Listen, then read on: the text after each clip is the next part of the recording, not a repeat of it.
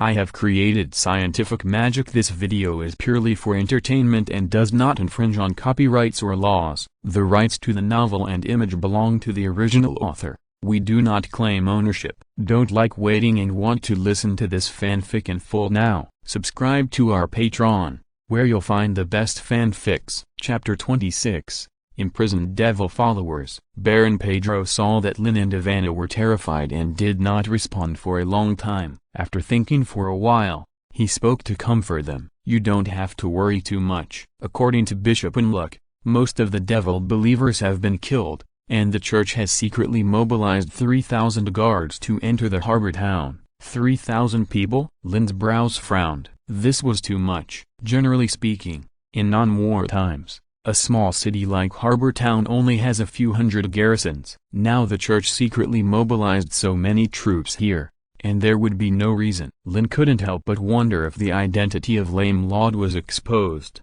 and the church planned to destroy the entire ship gang. Father, what does Bishop Unluck mean by this? Is there going to be a war? Lin asked tentatively. Baron Pedro shook his head. It should have nothing to do with the war, but I don't know much. I just heard that Bishop Unluck caught the wizard apprentice who escaped before on the way back to Harbor Town, and now he is imprisoned in Harbor Town, preparing to execute him in public after Sunday. Hearing this, Lin En's expression immediately became very serious. Could it be that Johnny and White Dove were captured? Lin En couldn't help but think of this possibility. When he sent the two witches away before, their conditions were not ordinary bad, and it was even impossible to determine whether the two were forced to separate in the turbulent water. If the church immediately organized a large number of people to search and arrest after the war, it might be possible to catch them. Father, do you know who those imprisoned devil believers are? Lin En couldn't help but ask. After saying this, Lin En immediately realized that he was too anxious, and quickly added a sentence. I heard that witches are usually very beautiful. I don't know if it's the same as the rumors. Ridiculous. Who told you this? Baron Pedro reprimanded with dissatisfaction. These are just rumors. Listen to me. No matter what, you can't have any connection with these devil's believers. In the Secus Empire, wizards are an absolute taboo. These devil's believers master many strange witchcrafts and stir up chaos everywhere. They are simply a living disaster. In Pedro's angry rebuke, Lin En had to temporarily hold back the doubts in his heart. Now was obviously not the time to ask. After a few harsh reprimands, Baron Pedro spoke again about business. This time, in order to deal with those devil's followers, 2 priests died in the battle. This is certainly worth feeling sad, but it is also our chance. In other words, there will be at least 5 places for this year's night assessment. At this point, Baron Pedro looked at Lin En with great anticipation. In 2 months, the formal assessment will be held. If they can pass it smoothly, the Pedro family may have a chance to revive again. After reading, you and Ivana will practice again. Let me see your progress in the past few months, Pedro said bluntly. Practice? Lin En couldn't help but turn his head to look at Ivana, who was sitting across from the dining table. The girl was wearing a black slim dress. The slightly open neckline revealed her white neck and collarbone. Her shoulder-length hair was pulled back,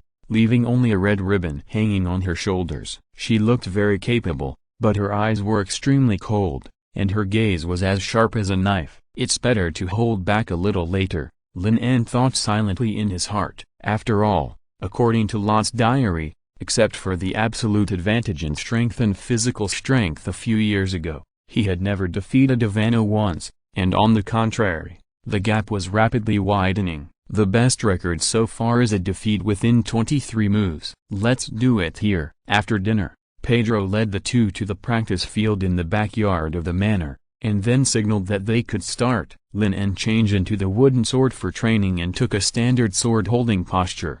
However, Ivana rushed over at a fast pace the moment Pedro opened his mouth. So fast, Lin En's pupils shrank slightly, and he only had time to hold the sword horizontally to make a defensive move, and the wooden sword in Ivana's hand had already slashed down in the air. Dang, the wooden swords collided with each other and unexpectedly made a sound similar to the intersection of metal and iron. The girl deflected her body, and as her dress swayed, a whip kick had already kicked over. Lin En dodged sideways, But Ivana was faster. With a spinning sword, she directly knocked the wooden sword in Lin En's hand away. Then, without stopping, she chopped down from top to bottom with the sword. The sharp sound of the wind beside his ears made Lin En feel a hint of danger, which also meant that the girl had not held back in this attack. If you get hit, it's not as simple as getting injured. Raise your right hand 37 degrees, grab your wrist, and grab the sword with your backhand. Lin En's eyes became very serious. With the analysis of the intelligent brain,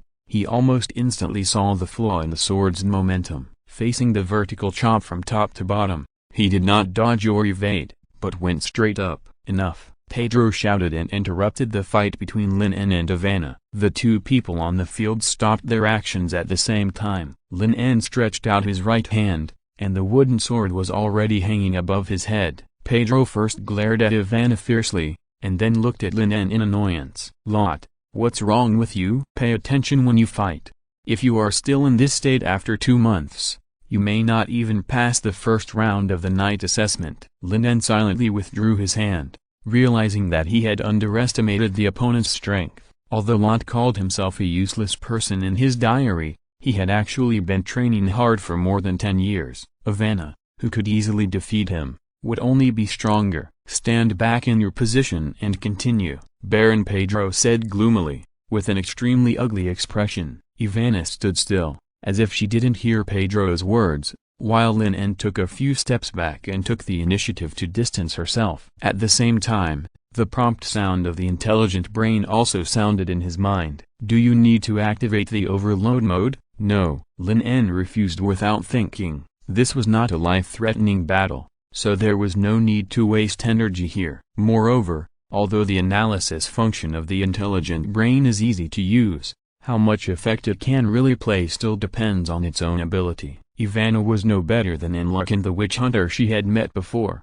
and was far from being able to crush her. She was just the right whetstone. The battle soon began again. With the foundation laid by his original bodyguard and the experience of many life-and-death duels, Lin En successfully blocked Ivana's surprise attack this time. Chapter 27. Are you finally going to attack me, my brother? Ding ding. In the evening, in the backyard of Pedro's manor, Lin En held a wooden sword and struggled to resist the girl's continuous attacks. Although he had been mentally prepared, Ivana's ruthlessness still exceeded Lin En's expectations. She never held back and chopped at the vital points desperately. Compared with practice, it was more like a life-and-death battle. After the 21st move, the brown-haired girl slashed the long sword in Lin En's hand to the ground. After several rounds, the battle lasted for nearly an hour. Both Lin En and Ivana had reached their limits. The arms and shoulders covered by their clothes were slashed blue and red, and their physical strength was almost exhausted. Lin En,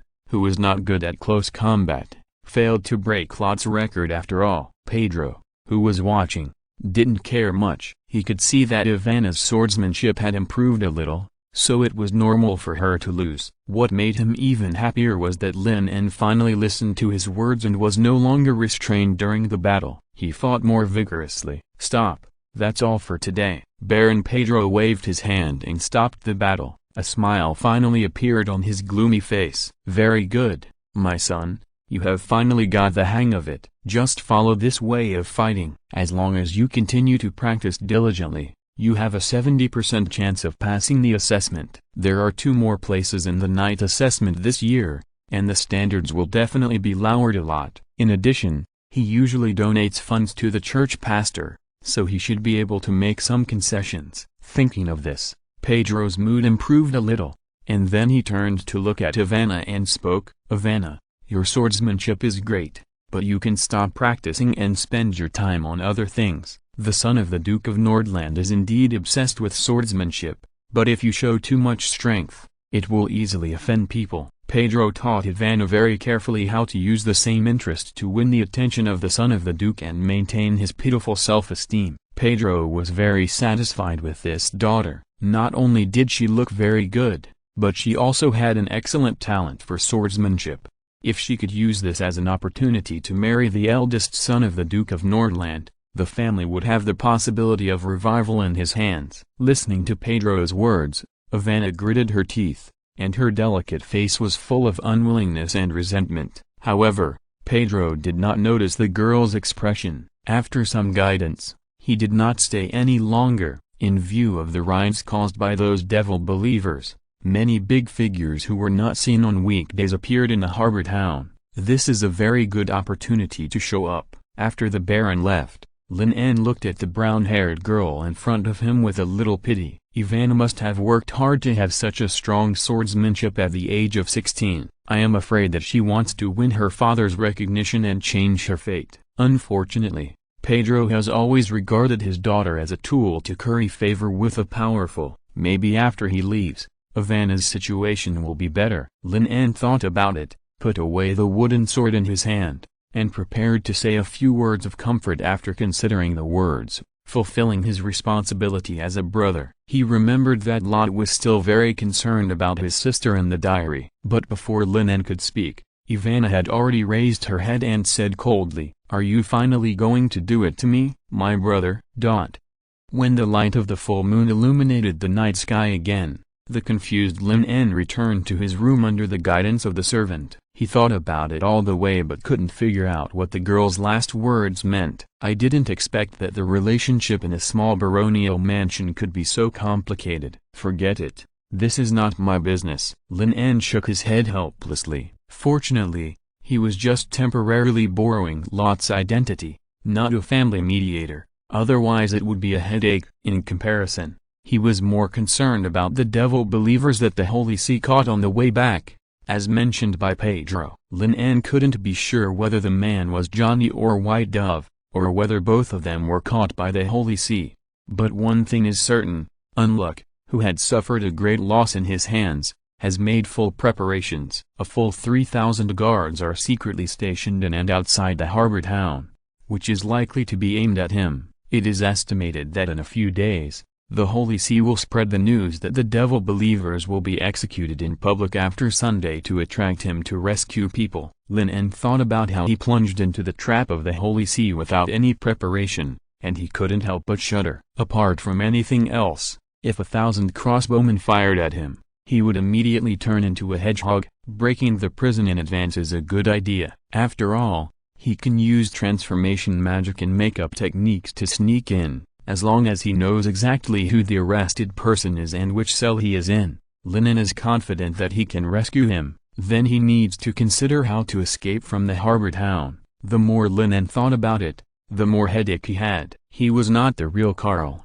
and he had no emotional foundation for Johnny and others. But after all, they had experienced life and death together. If possible, he still planned to save them. 071. Is there anything that can help me fight against 3,000 elite soldiers? Lin En asked in his mind. The next moment, a whole list immediately appeared in his eyes. Dongfeng 180 missiles, plasma rail guns, antimatter bombs, high-energy rays, galaxy-class long-distance battleships. I only have a few days. Change me something reliable. Lin En was speechless. If he could come up with these things, he would have kicked the Pope off the stage and transformed this dark alien world into the bright Middle Ages. Under this request, the list of dozens of meters long was immediately reduced to a few lines. Lin En was quickly attracted by a picture on it. His mind immediately associated it with something he had seen in the harbor store before. He actually forgot about this thing. After thinking for a moment, Lin En immediately had a plan in his mind, but it was obviously impossible for him to be comprehensive by himself. It would be best to find some reliable allies. Cripple Loud, the familiar name jumped into Lin En's mind again. This was the easiest help for him to get in the harbor town. The other party was deeply involved with the wizards, and the probability of betrayal was extremely low. Then the remaining question was how to pull out this hidden old fox. P.S. Please recommend, collect, vote for, and read my new book. Thanks to book friend 2019091707145718 for the reward of 300 Kidian coins, and DSF23DD for the reward of 200 Kidian coins. If you're listening to this novel on a channel other than Fanfic World, it means they downloaded and uploaded it without effort. We cordially invite you to visit our channel, Mundo Fanfic Novelist. There you'll find the original version of this story, and you can explore many other novels of various genres. We are waiting for you to immerse yourself in a world of incredible novels. Chapter 28 Empty Box Trap. The next day, Lin En, who had not slept all night, got up early, found a gorgeous empty box and stuffed it into his arms, then walked out of the room. On the spacious training ground outside the door, crisp knocking sounds rang out continuously. Lin En turned his head and saw that his sister Ivana had been here for a long time. The girl held a wooden sword in her hand and slashed at the vital position of the target swiftly and quickly, without a trace of dragging. Drops of sweat were sliding down her forehead to her neck. Really hard working. Lin En sighed secretly, in view of the unpleasant experience last night. He did not say hello and walked straight over. He did not notice that Ivana, who was training hard behind him, stopped and looked at him with a very complicated expression. Why could she be so calm after experiencing such a thing? Ivana's face showed a blank look, but after thinking of Pedro's words last night, her eyes became firm again, holding the sword in her right hand and slashing again, smashing the solid wooden rake in front of her. Lin En, who had already walked out of the mansion, didn't know what happened in the mansion. After purchasing some necessary supplies in the market, he returned to the pork shop where he had been yesterday. "Welcome to Bill. It's Lord Lot." The old halfling greeted him as usual, but after recognizing Lin En, he immediately surrounded him excitedly and said earnestly, "We can discuss the batch of cargo you mentioned yesterday. There is absolutely no more suitable partner in the entire harbor town than the ship gang." Lin En didn't rush to reply, but looked around the shop leisurely and said with regret, "What, Mr. Loud still doesn't want to see me?" Bill hurriedly explained, No, I believe Mr. Loud must be very eager to see you. Unfortunately, he is not in the harbor town now. Even if we use the fastest raven, it will take several days to deliver the message. If Lord Lot is worried about safety issues, the ship gang can give goods of corresponding value as collateral. The old Bill patted his chest like a drum. Lin En pretended to hesitate for a while, and finally waved his hand and said, "Well, if that's the case, it's not unacceptable. Who has the final say in the ship gang now?" "Of course it's Labul." "Please wait a moment, I'll ask someone to call him," Halfling Bill said, and hurriedly ran out of the door, called a ship worker who was moving goods, whispered a few words, and then returned, standing on a small stool and pouring fruit wine for Lin En. Lin En took the cup and put it aside casually. He didn't mean to drink it, but pointed to the iron bucket piled in the corner of the shop and asked, "What are these things?" "They are all worthless yellow ores. A group of gold diggers dug them out from a barren mountain in the harbor town. They got a whole ship full of them," Halfling Bill said very depressedly. "Usually only herbalists are willing to buy this stuff, but this year the yellow ore market in Vinner is saturated, which means that they must store these things until next year before they can sell them. Lord Lot, if you are interested in these yellow ores, I can give you a cost price. Such a large bucket only costs 19 copper coins. I heard that it is very effective for repelling insects." Halfling Bill rubbed his hands and eagerly promoted, "No, I just haven't seen it before. I'm a little curious." Lin En shook his head and replied calmly. The two were chatting, and a tall and strong man walked in from the door with several helpers. "It's an honor, Mr. Lot. I heard Bill said that you have something important to discuss with me in person." Labul pushed the door and entered, and a sincere smile suddenly appeared on his face. "Yes, I am planning to rent a big ship to transport a batch of very important materials," Lin En said, solemnly taking out an exquisite box from his sleeve and placing it on the table. "This is a sample. I need a private place to talk to you alone." The people present all turned their eyes to this palm-sized exquisite box. Halfling Bill secretly wondered if there was some extremely rare gem inside, but when he thought that Lin En needed a big ship to carry it, he quickly rejected this idea. Labor on the side looked very serious. Unlike Bill, he had joined the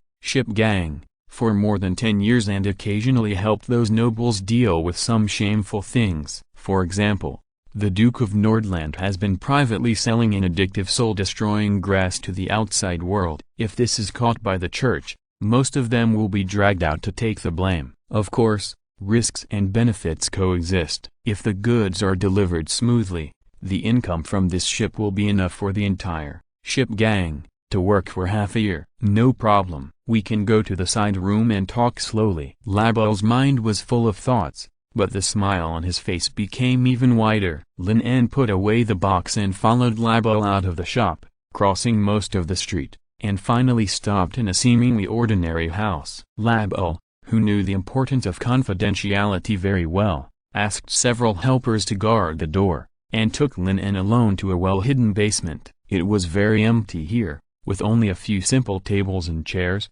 but it was very clean. Label saw that Lin En had been looking around since he entered the door, and he became more and more certain of his guess, so he smiled and promised. "Please sit down, Mr. Lot. It's very safe and quiet here, and there will never be outsiders to disturb you." "In that case, then I'm relieved." Lin En also laughed, pushed the box in his hand to Label, and gestured. "You can take a look first and then we can talk." Label put his hand on the box with trepidation and excitement, and was very curious about what kind of contraband would be inside. "Soul-destroying grass, Heimstone? It can't be a statue of some evil god, right? I heard that the nobles in the west of the Sekaz Empire like that kind of weird stuff very much." However, after opening it, Label's expression froze instantly. Because the box was empty, there was nothing. Was he fooled? Label immediately realized that something was wrong, and his left hand subconsciously tried to grab the dagger hanging on his waist, but it was too late. The moment he opened the box, Lin En entered a short overload mode, and his right hand quickly and accurately grabbed Label's elbow, bending his entire arm at the most precise angle, accompanied by a muffled sound of dislocation. The heart-wrenching pain suddenly filled Label's mind, but before he could scream, his whole body was strangled by the neck and fell heavily to the ground. Chapter 29. This is simply a devil. The sudden attack was completely unexpected for Label. He was knocked down and his brain was dazed for a while. It took him a long time to react. He asked with anger and fear, "Mr. Lot, what are you doing?" "Ship gang should have never provoked the Pedro family. Don't forget, the port is our home ground. I advise you to do it." Label threatened sternly, but before he finished speaking, Lin En broke his other arm with his backhand, and then threw the sturdy man who curled up like a shrimp to the ground. "I ask, you answer. Understand? It's a good thing for us to cooperate a little." Lin En squatted down, stared at Label, and spoke directly. The tall and strong man was already sweating from the pain, but he gritted his teeth and endured it without saying a word, staring at Lin En, as if he wanted to eat him alive. He was thinking about it, but he couldn't think of the reason why the son of Baron Pedro attacked him. Could it be that some blind helper in the ship gang accidentally angered the other party? Just as he was thinking, Lin En's voice came over. "The first question." "Name." Label stared, feeling insulted. "Isn't this obvious?" "Answer." Lin En's voice was very cold. After waiting for 2 seconds, he suddenly pulled out the dagger on the other party's waist and stabbed Label's right hand quickly and decisively. "Rah, Label!" the tall and strong man shouted at the top of his voice. He didn't want to lose his precious right hand for a very stupid question. Lin En's movements continued. Under Label's horrified gaze, the dagger penetrated his palm from top to bottom. Label's back was soaked, but the expected pain did not come. Looking down, Label realized that the dagger was actually inserted directly between his fingers. "You only have 1 second to answer each question. There will be no next time," Lin En said indifferently, and then asked the next question. "Gender." "Male." Label gritted his teeth and replied, completely treating the man in front of him as a madman. "Place of origin." "Well, that is, your birthplace." Lin En continued to ask Label various questions, which he could answer without thinking. And then the questions became more and more tricky, from the various small things he did every day to the trade goods and routes of the ship gang. Once Label hesitated for a moment. He would break one of his fingers. In just a few minutes, Label had broken 6 fingers, and the pain was so severe that he was a little dazed. "Well, since you forgot which foot stepped out of the door first 3 days ago, I will ask you a simpler question." Lin En sighed helplessly, and then changed the subject and suddenly asked, "Where is Lame Loud?" "In." Label subconsciously wanted to speak, but the next moment he paused and shook his head in horror. I don't know. I told you that if you can cooperate a little, it will be a good thing for everyone. Lin En sighed helplessly. In fact, he was not good at interrogation. The little knowledge in his mind was all made up last night. But Rabel obviously didn't intend to talk properly, so he had to use some more radical methods. Lin En's eyes were focused. The entire ship gang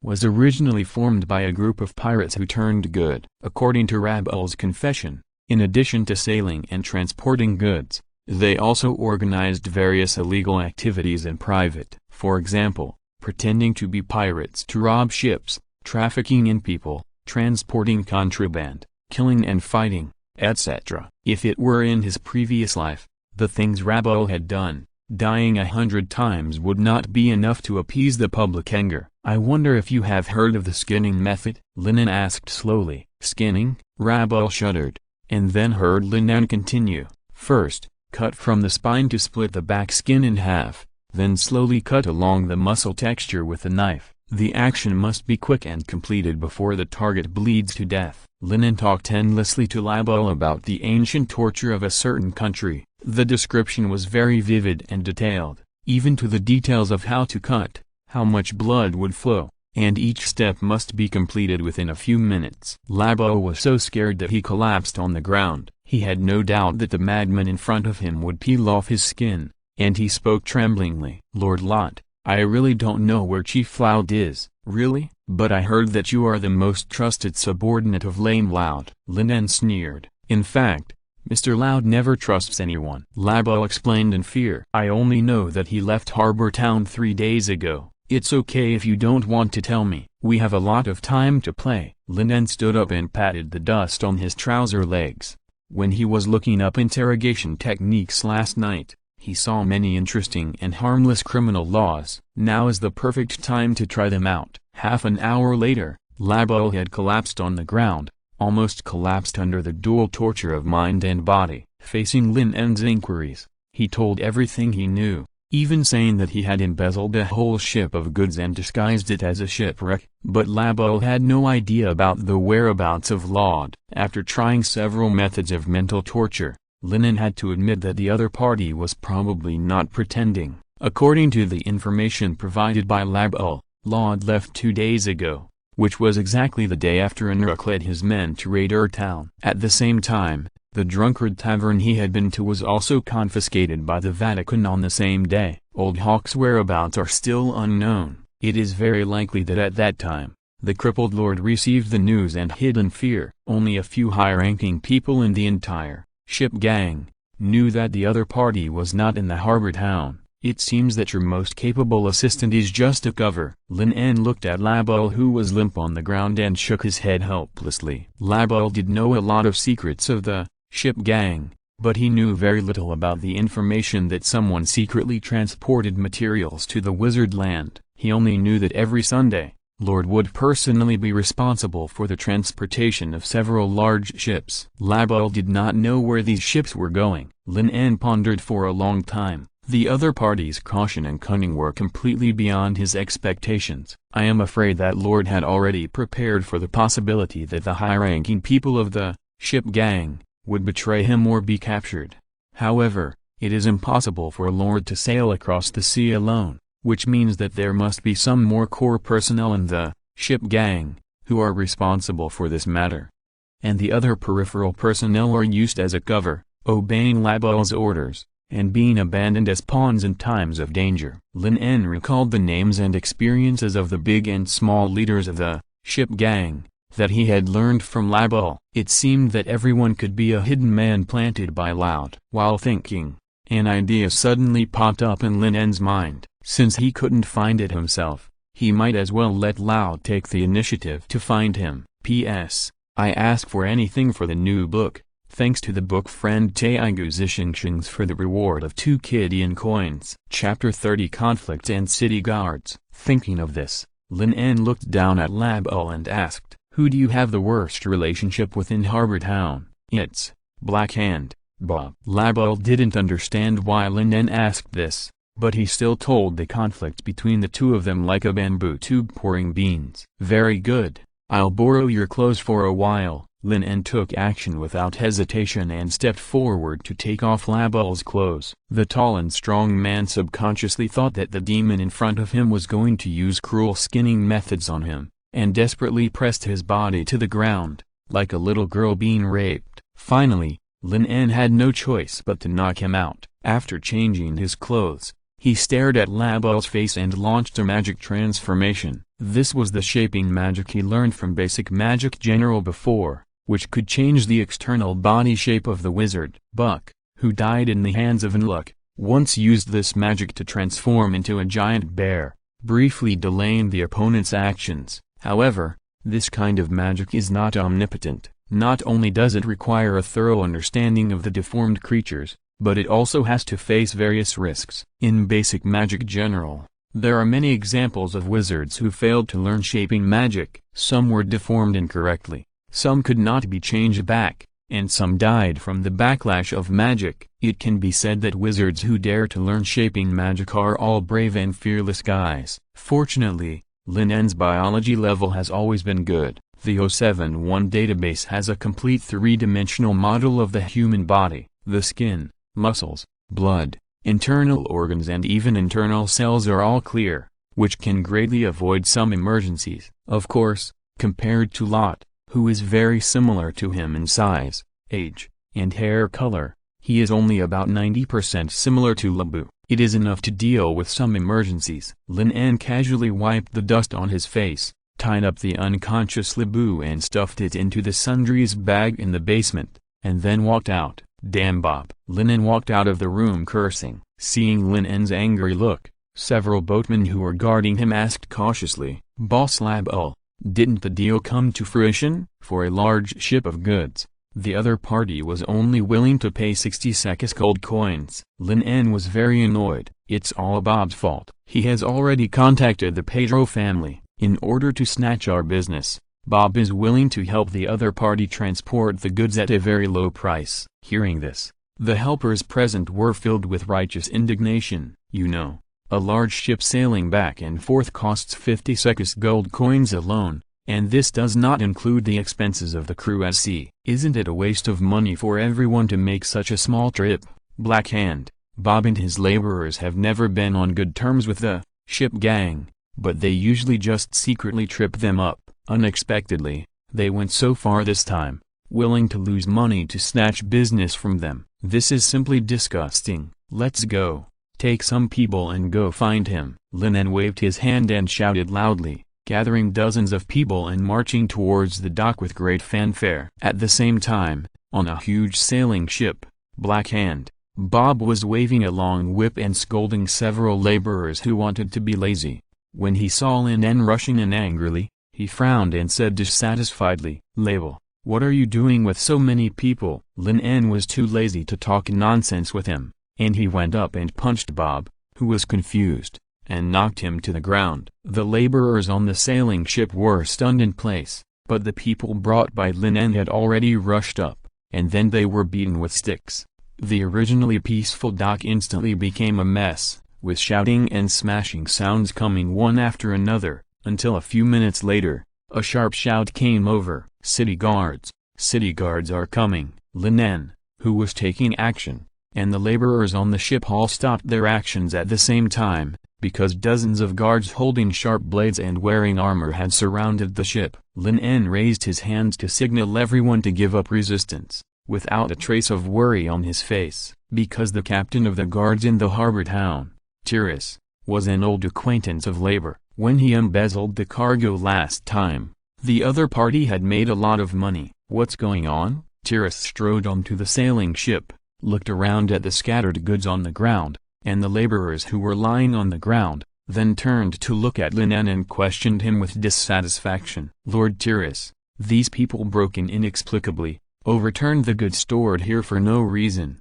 and even started to fight us." Bob, who had a broken tooth, shouted angrily, feeling very wronged, and still didn't understand why he was beaten. "It's just some minor conflicts, Lord Tyrus, and many people present can testify that it was Bob who started it." Lin En smiled and took a few steps forward, and stuffed a small bag of coins into Tyrus's hand. Hundreds of boatmen on the dock also followed suit, drowning out the weak rebuttals of Bob and others. In the harbor town, the power of the Black Hand is far different from that of the ship gang. If Bob hadn't had an Imperial Earl as a backer, which made Lame Lord cautious, he would have been kicked out of the dock long ago. Catch them all. Purest was naturally clear about the conflicts and frictions between the two major gangs in the harbor town. After weighing Lin En's sincerity, he quickly defined this conflict as a fight. According to the laws of the Sekka's empire, those who gather to cause trouble will be whipped 10 times. Hiss, this bastard really beat me. Half an hour later, Lin En walked out of the dock with a frown, feeling very depressed. He overestimated the feelings between Lauber and Purest. The other party showed no mercy when they attacked, and did not hold back any strength in the 10 whips. Lin En only hoped that the whipping was not in vain. He had done everything he could. Based on the cautious and cunning character of the Lame Lord, he guessed that the other party's hiding place must not be too far away, and he was always paying attention to the movements in the harbor town. And what Lord was most worried about was to attract the attention of the church. So he planned this conflict, attracted the city guards, controlled the intensity, and maintained the cause of the conflict on the differences and interests between the gangs. If nothing unexpected happened, this matter would soon reach Lord's ears. As the #1 figure in the ship gang, Lauber, except for Lord himself, no one could control him, so it was easy to guess what the other party would do next. It is possible that it was Laud's real trusted subordinate who came forward to convey the other party's reprimand, but the most likely possibility is Lord Labor. Mr. Laud has something important to ask you, please follow me. A few minutes later, an ordinary-looking boatman suddenly leaned into his ear and whispered softly, "Okay, I'll go right away." Lin En's mouth curled up a smile. "Sure enough, here I come. Thanks to the book friend Old Watcher for the reward of 102 starting coins, Zerdver for the reward of 100 starting coins, Chaos Creation King Lian, Ziniu and Fengxai, and Grouden finally can fly for the reward of 2 starting coins." Chapter 31. I came here specially to save you, Mr. Lord. Led by the boatman, Lin En left the bustling dock, crossed several streets, and stopped in front of a dilapidated house in the north of the city. "Please come in, Lord Labor. Mr. Lauder is waiting for you inside." The boatman gestured with his hand. Lin En nodded and pushed the door open. Only then did he realize that the dilapidated scene outside was just a disguise, and the inside of the house was actually a different world. The walls around were all built with heavy stones. Many valuable oil paintings and sculptures were hung on the smooth walls like mirrors, and the air was filled with a light and elegant perfume. In sharp contrast to this elegant environment, the strong men holding axes standing on both sides of the room stared at Lin En, who entered the door, as if they were looking at a lamb waiting to be slaughtered. Lame Lauder was standing in front of the long table at this moment. He looked to be about 50 years old, with a head full of white hair, a thin and hunched body, and the most eye-catching thing was naturally his wooden prosthetic leg. The moment he saw Lin En, Laud's anger suddenly rose up, and he scolded him angrily. "Label, are you crazy? I should have told you not to cause me any trouble recently. But you actually fought with Bob at the port today for a ship of goods. Do you know that the Holy See may have noticed us now? 2 batches of ships have been detained in the past 3 days. Laud cursed bitterly,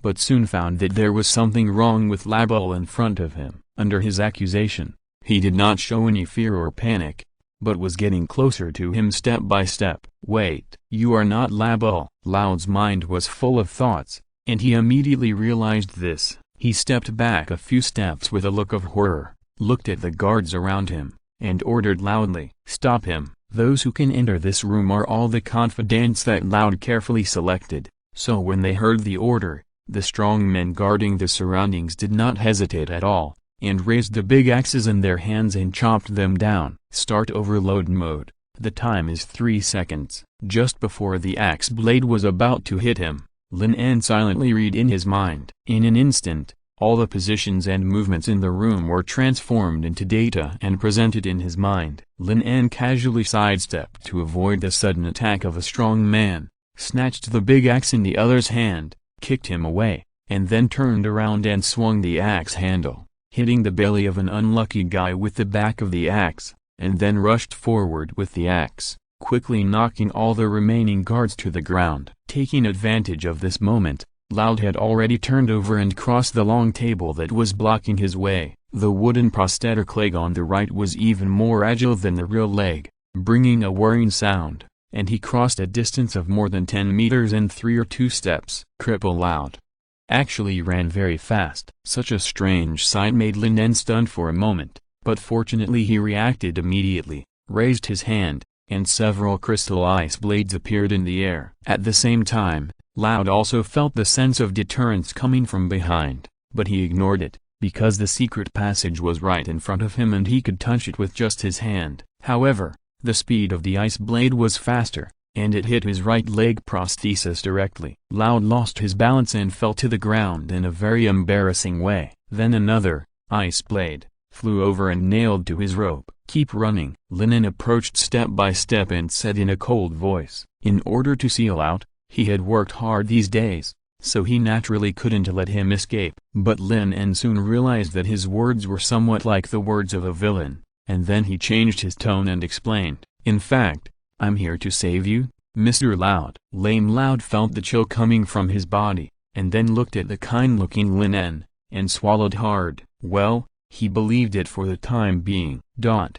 After a friendly exchange between the two sides, the previous misunderstanding was resolved. Loud called a few men to clean up the messy hut, and then invited Lin En to sit down. "Mr. Wizard, you came to see me on purpose. Do you have any instructions?" Loud asked carefully. "Of course I'm here to save you," Lin En said without hesitation. "As far as I know, the Holy See has sent 3,000 guards to enter the harbor town secretly, and they should be targeting the ship gang." "That may not be the case." Loud shook his head. Of course, he also received this news, but he did not agree with Lin En's judgment. Just 3 days ago, Archbishop Enruk of Nordland led his men to raid the town of but they encountered a powerful wizard. After paying a heavy price, they were able to repel the opponent. These 3,000 guards should be used to guard against that wizard. At this point, Loud suddenly looked at Lin En, and a guess emerged in his mind. "Yes,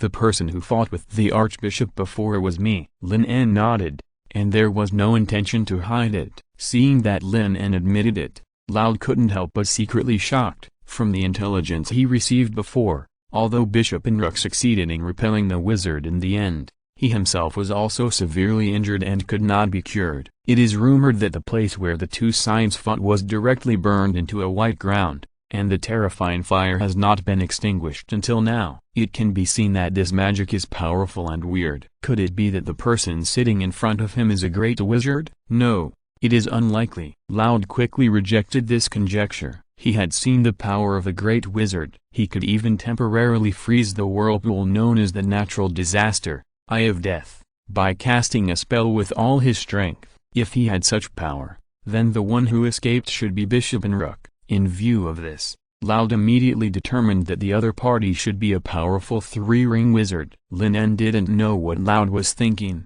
and continued to explain. "If you think that the church is making such a big fuss just to target me, then it's too stupid. Enruk's real goal is to find a route to the land of wizards, otherwise the Archbishop wouldn't have to come to the harbor town on purpose. In addition, I got a piece of news that Enruk captured several wizard apprentices on the way to the harbor town. They are all disciples of Kalu, and they all know that this route is related to the ship gang. Now the church has not taken action, most likely because they haven't been able to get enough information from them. You and I don't have much time left," Lin En said solemnly. "P.S. It's not easy to get a new book. Please ask for everything." Chapter 32. Apart from this, you and I have no other choice. Listening to Lin En's words, Loud's face suddenly changed. He cursed Kelu in his heart for revealing such important information to several apprentices, which implicated him. He didn't think that Lin En was deceiving him. After all, the movement of the Holy See in the past few days was an extremely obvious signal.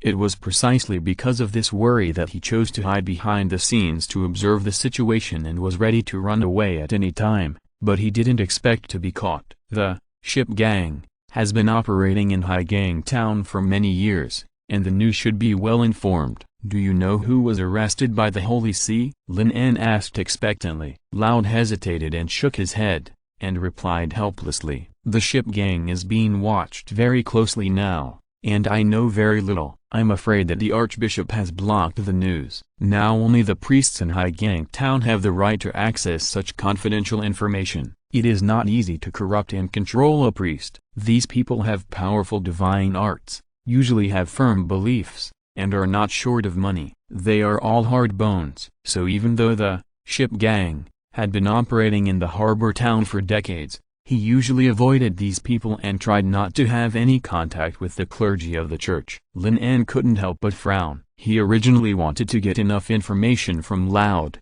but he didn't expect that even the other party didn't know about it. This was completely beyond his expectations. "Master Wizard, are you planning to rescue the arrested wizard apprentices?" Loud asked tentatively. "Yes, this is also very important to you, isn't it?" Lin En said freely. "It's probably difficult. There are guards everywhere in the harbor town now, and they may not be locked up in the port prison. Even if you succeed in rescuing people by chance, you can't escape from the harbor town." Loud shook his head and refuted. "Instead of taking this risk, it's better to find a way to kill them. This will be much easier. Since the other party knows the secret of the ship gang, it's enough to make this person disappear. Generally speaking, killing people is easier than saving people." Lin En was not surprised by Lord's cruelty. In this dark alien world, a life is really nothing, not to mention that this involves the secrets of the wizard land.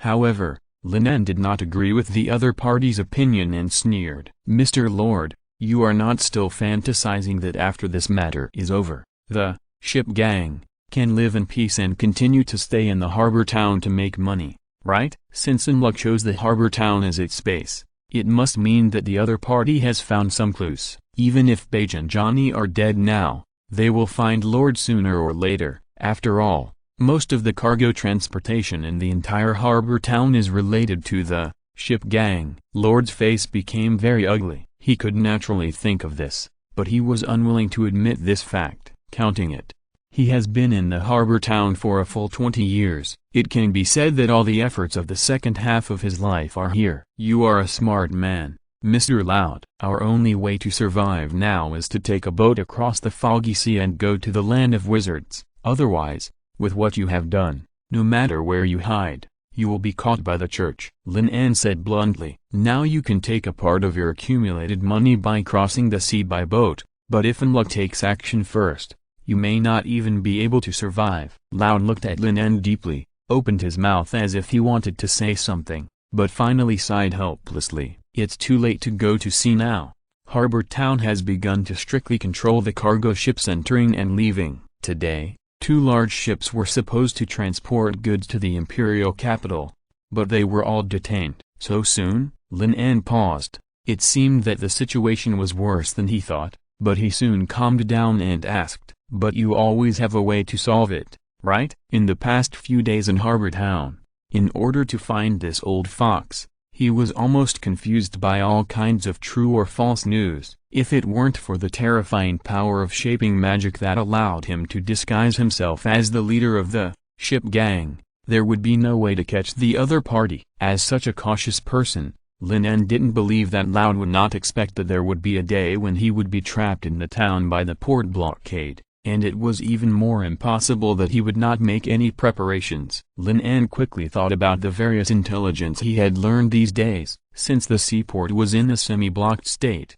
the only ships that could leave the port freely during this period were those responsible for patrolling the sea area. "Holy Spirit, Sky Watcher, which ship has your people?" Lin En asked curiously. Loud's face twitched. He didn't expect Lin En to guess even this. He even suspected that someone among his confidants had betrayed him, and he could only bite the bullet and admit it immediately. "It's Sky." "That's good enough." Lin En was amazed at Loud's methods. He was really sure to seize control of a warship. He just wanted to trick the other party. Loud said unhappily, "It's not as easy as you think. Although the captain of the Sky is my man, the ship needs to report and check every time it leaves and enters the port. Once it deviates from the route, it will probably be discovered by the sentry soon. On the foggy sea, Their warships can only rely on long-range bows and arrows or ramming close combat.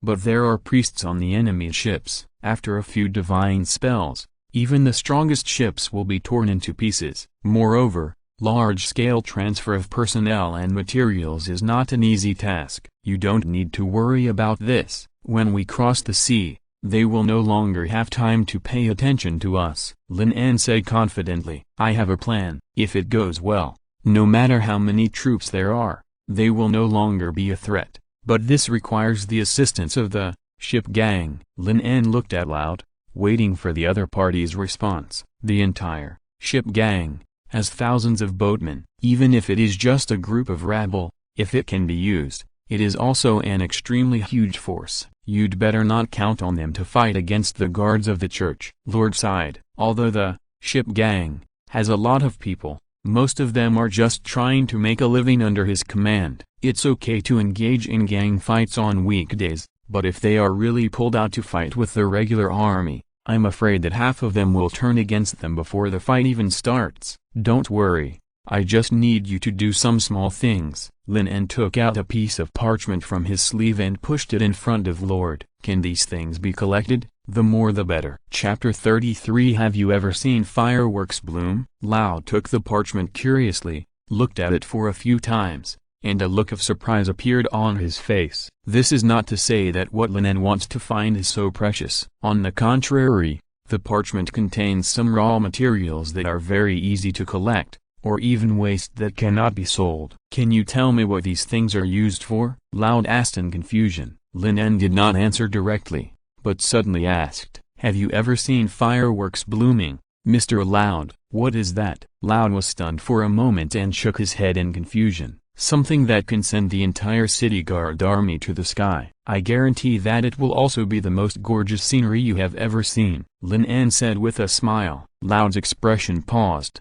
his face full of disbelief. Harbor Town originally had a guard team of 800 people, and then Bishop Hansyuk transferred 3,000 elite guards from Nordland. He really couldn't imagine what kind of power could destroy such a large army in a short time. Could it be the materials needed to set up some powerful alchemy array? Loud immediately thought of this possibility. He had heard from Kalwa that some wizards who were proficient in alchemy could multiply the power of a certain magic through a magic circle. If this was the case, they would not have no chance of winning. Thinking of this, Loud no longer wanted to get to the bottom of it, because for wizards, the secrets of magic would usually not be leaked to the outside world. In addition to these raw materials, I also need a map of the harbor town, the patrol routes of the city guard, and the most important. Lin En paused and said solemnly, I want to know the appearance, personality and work and dress habits of every clergyman in the harbor town. The more detailed the better. Lame Loud pondered for a while and did not reply for a long time.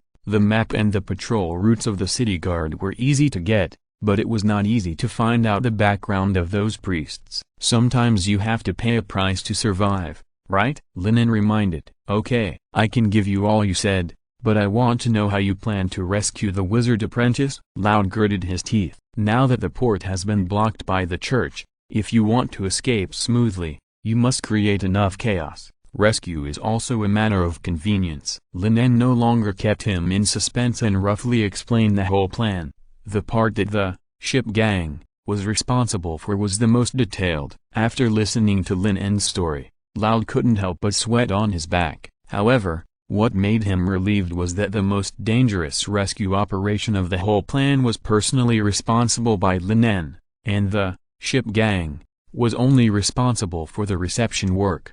The most important thing was that he didn't need to do it personally from beginning to end, which meant that in most cases, he was in a safe area. Then I wish us a happy cooperation. Lin En stretched out his hand freely, and Loud beside him was no exception. The palms of the two soon clasped together tightly. A slight tingling sensation suddenly surged into his heart. Loud subconsciously pulled his arm back and looked down. There was already a flame mark on the back of his hand.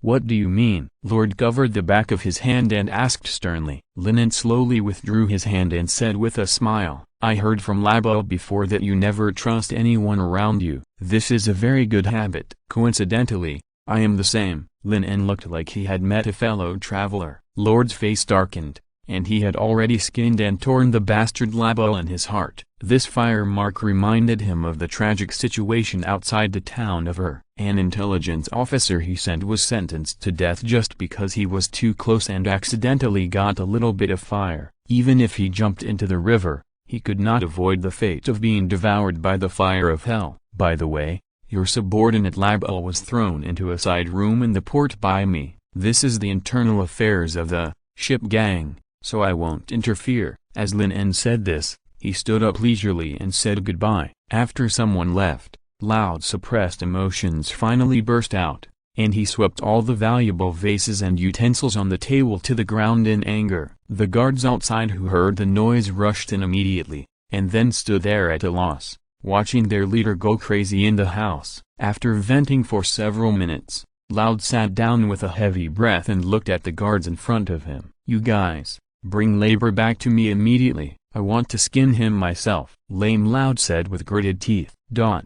When Lin En walked out of the broken house, the scorching sun at noon was already hanging high above his head. After successfully persuading Lame Loud and having the assistance of the entire ship gang, Lin En was secretly relieved in his heart. At least now he didn't need to fight alone, and he was 60% to 70% sure of rescuing White Dove and Johnny. As for the magic mark he left on Loud's hand, it was actually just a cover, and in fact it had no effect. But Lin En knew that the previous battle outside the town of had already demonstrated some of his strength, which was undoubtedly a deterrent. For someone like Loud, even if he told the truth, the other party would never believe it, but would think that his life was in his hands. This was exactly what Lin En wanted to achieve. After all, when the real action was taken, for the sake of safety, the most core part needed to be solved by him personally, but Loud could always stay behind the scenes. The risks of both parties were not equal, which was taboo in cooperation, so some balancing measures were naturally necessary. In the next 2 days, the news that the tribunal would publicly execute the devil's believers after the Sunday had spread throughout the entire harbor town, and almost everyone was discussing this topic. Lin En reaffirmed his previous judgment. In addition to practicing swordsmanship with Ivana on weekdays, he spent the rest of his time processing the raw materials that were transported. In 72 hours, he released thousands of primary material deconstruction techniques, and the whole person was almost exhausted. Every time he returned to the mansion, Pedro's butler looked at him strangely. One time, he couldn't help it and persuaded him earnestly not to exhaust his body at such a young age. Lin just made up an excuse. He couldn't find another suitable reason to explain why he always stayed out all night. Anyway, it was Lot who was embarrassed in the end. What did it have to do with him? Things went so smoothly thanks to the fact that Baron Pedro was often not in the mansion. He was busy attending various aristocratic banquets, so he could show his face in front of these big shots. In such an orderly and busy environment, Harbor Town ushered in the last night of the Sunday. P.S. I ask for everything about the new book. Chapter 34. My brother, you are the obstacle to my progress. When the night fell completely, the noisy and bustling port town was immersed in a quiet and peaceful state. The bright full moon rose from the sea level, and the faint light spread down, as if covering the entire port town with a layer of fine silver yarn. At this moment, Lin En was on the top floor of Pedro's house, gazing down at the entire town from a high vantage point. I don't know if it was an illusion, but the port seemed to be particularly quiet today, and there was not a trace of insects. This abnormality made him smell a hint of danger. 071 reports energy reserves. After putting the diary away, Lin En asked silently in his mind, energy remaining 40.2%, it's a pity that it's still a little less. Lin En thought silently in his heart. 4 full moon nights have increased 071's energy reserves by about 30%. Which is already very fast, but it can only maintain the overload mode for about 200 seconds. Only in this state can he exert the full power of white phosphorus fire. Although he felt a little uneasy, Lin En was not going to change his plan. Tonight was their only chance to rescue Beige and Johnny. After all, the passage to the land of wizards would only be opened on Sundays, and tomorrow would be the time for public execution. Lin En took out Lot's diary from his arms and placed it on a corner of the table. After today, He could not stay in the harbor town no matter whether he succeeded or failed, so Lot's identity naturally had nothing to do with him. This diary would be left to Baron Pedro and Ivana as Lot's last will. Although he did not expect to change anything, it was the only thing he could do. After packing up his things, Lin En walked out of the room alone, thinking about the information collected by the ship gang. Adrian, the in-service priest who had just been transferred to the harbor town,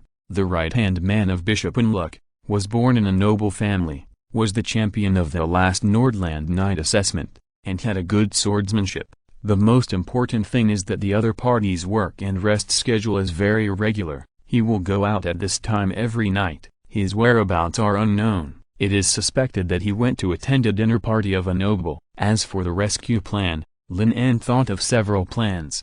The most successful one is to directly capture and replace Adrian. This can not only directly ask who the captured person is, where he is detained and other information, but Adrian's identity as the bishop's right-hand man is also very useful. When the full moon hangs high in the sky, the ship gang will stir up trouble at the dock, drive out all irrelevant personnel, and use the white phosphorus powder he prepared in advance to set fire everywhere. Once this hellfire that cannot be extinguished spreads, it will never be solved by relying on a few hundred garrisons, but also his iconic magic. At that time, whether it is to quell the flames or capture himself, Ansuyuk will most likely take action in person, and even mobilize the elite guards hidden in the dark. The large amount of cargo piled up on the dock had been quietly replaced with special black gunpowder by the ship gang. Once detonated, both the warship stocked at the dock and the guards who came to support would be blown up instantly. It would be the best if Unluck could be killed together. Even if not,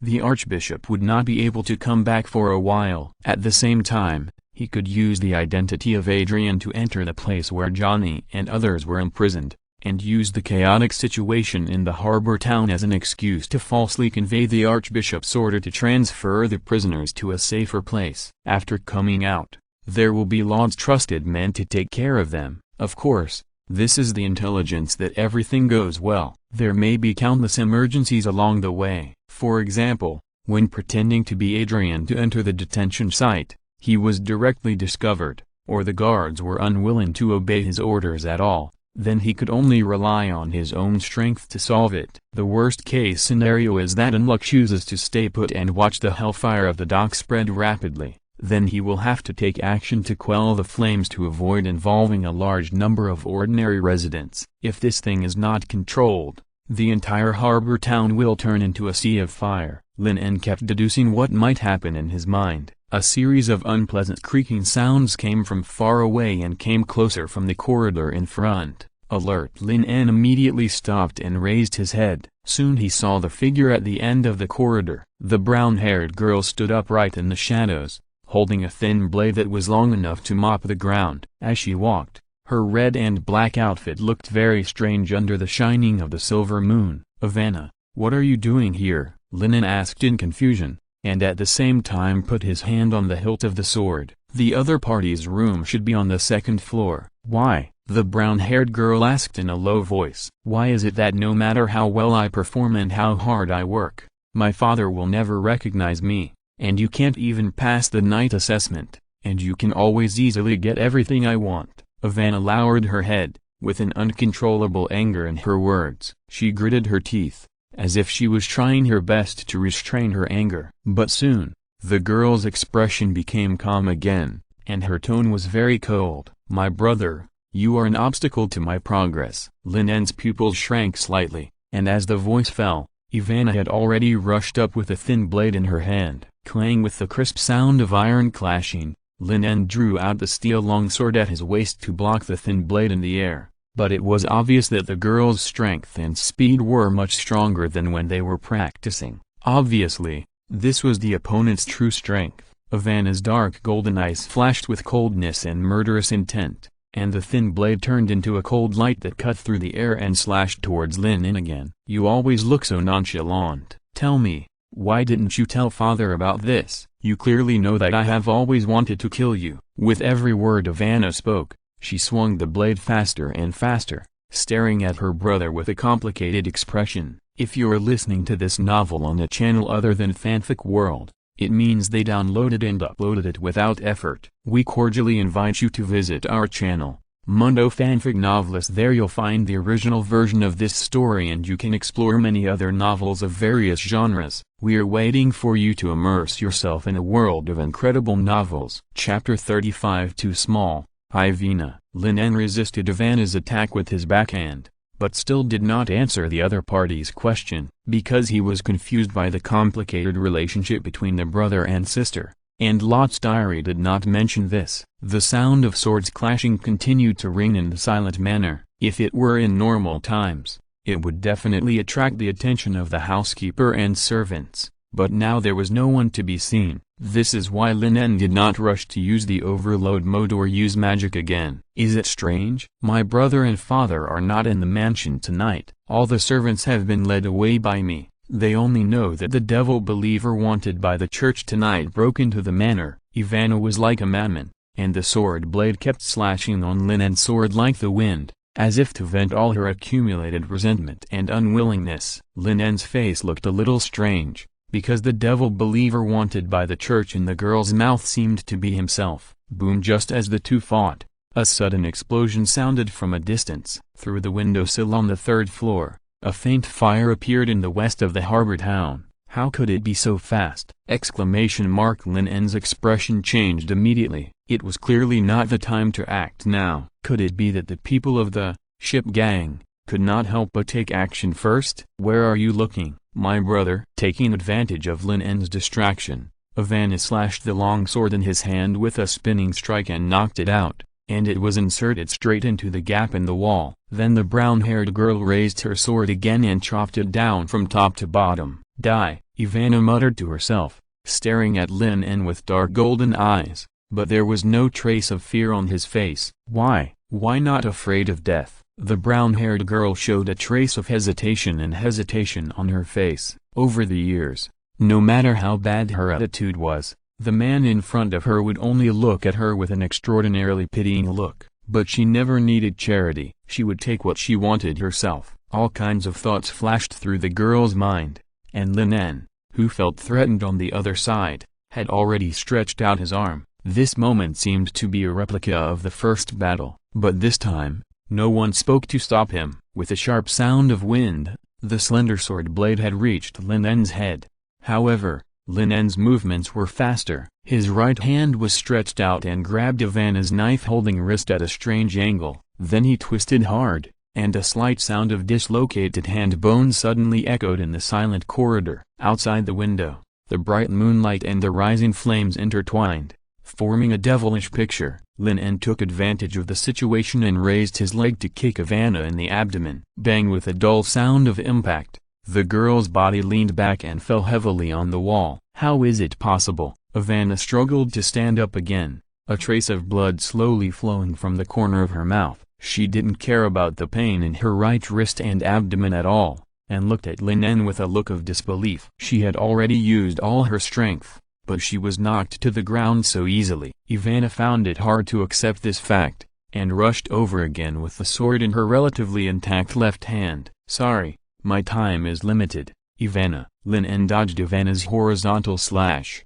grabbed the thin blade with his backhand, and knocked the girl to the ground again with an elbow strike, and finally stabbed the girl's white neck with the blade. Ivana's pupils shrank slightly, and she could only watch the silver-white sword getting closer and closer to her. Her mind was blank. Am I going to die? The girl slowly closed her eyes, thinking back to how hard she tried, but in the end she had to gamble everything to please the fate of a duke's son. She felt it was particularly ridiculous. Maybe she would not suffer anymore if she was freed from this. Ding! The sound of the sword tip touching the floor rang in her ears. Ivana opened her eyes blankly and saw Lin En taking out a cowhide rope from behind and tying up her hands and feet. Aren't you going to kill me? Ivana stared at her familiar yet unfamiliar brother in front of her in a daze, and asked in confusion, "There's no need to do this. You will never see me again after today. I think this should be very much to your liking," Lin En explained casually, dragging the rope originally prepared for Adrian and throwing Ivana into his room. He was not the real Lot, and he could not handle such a complicated brother-sister relationship.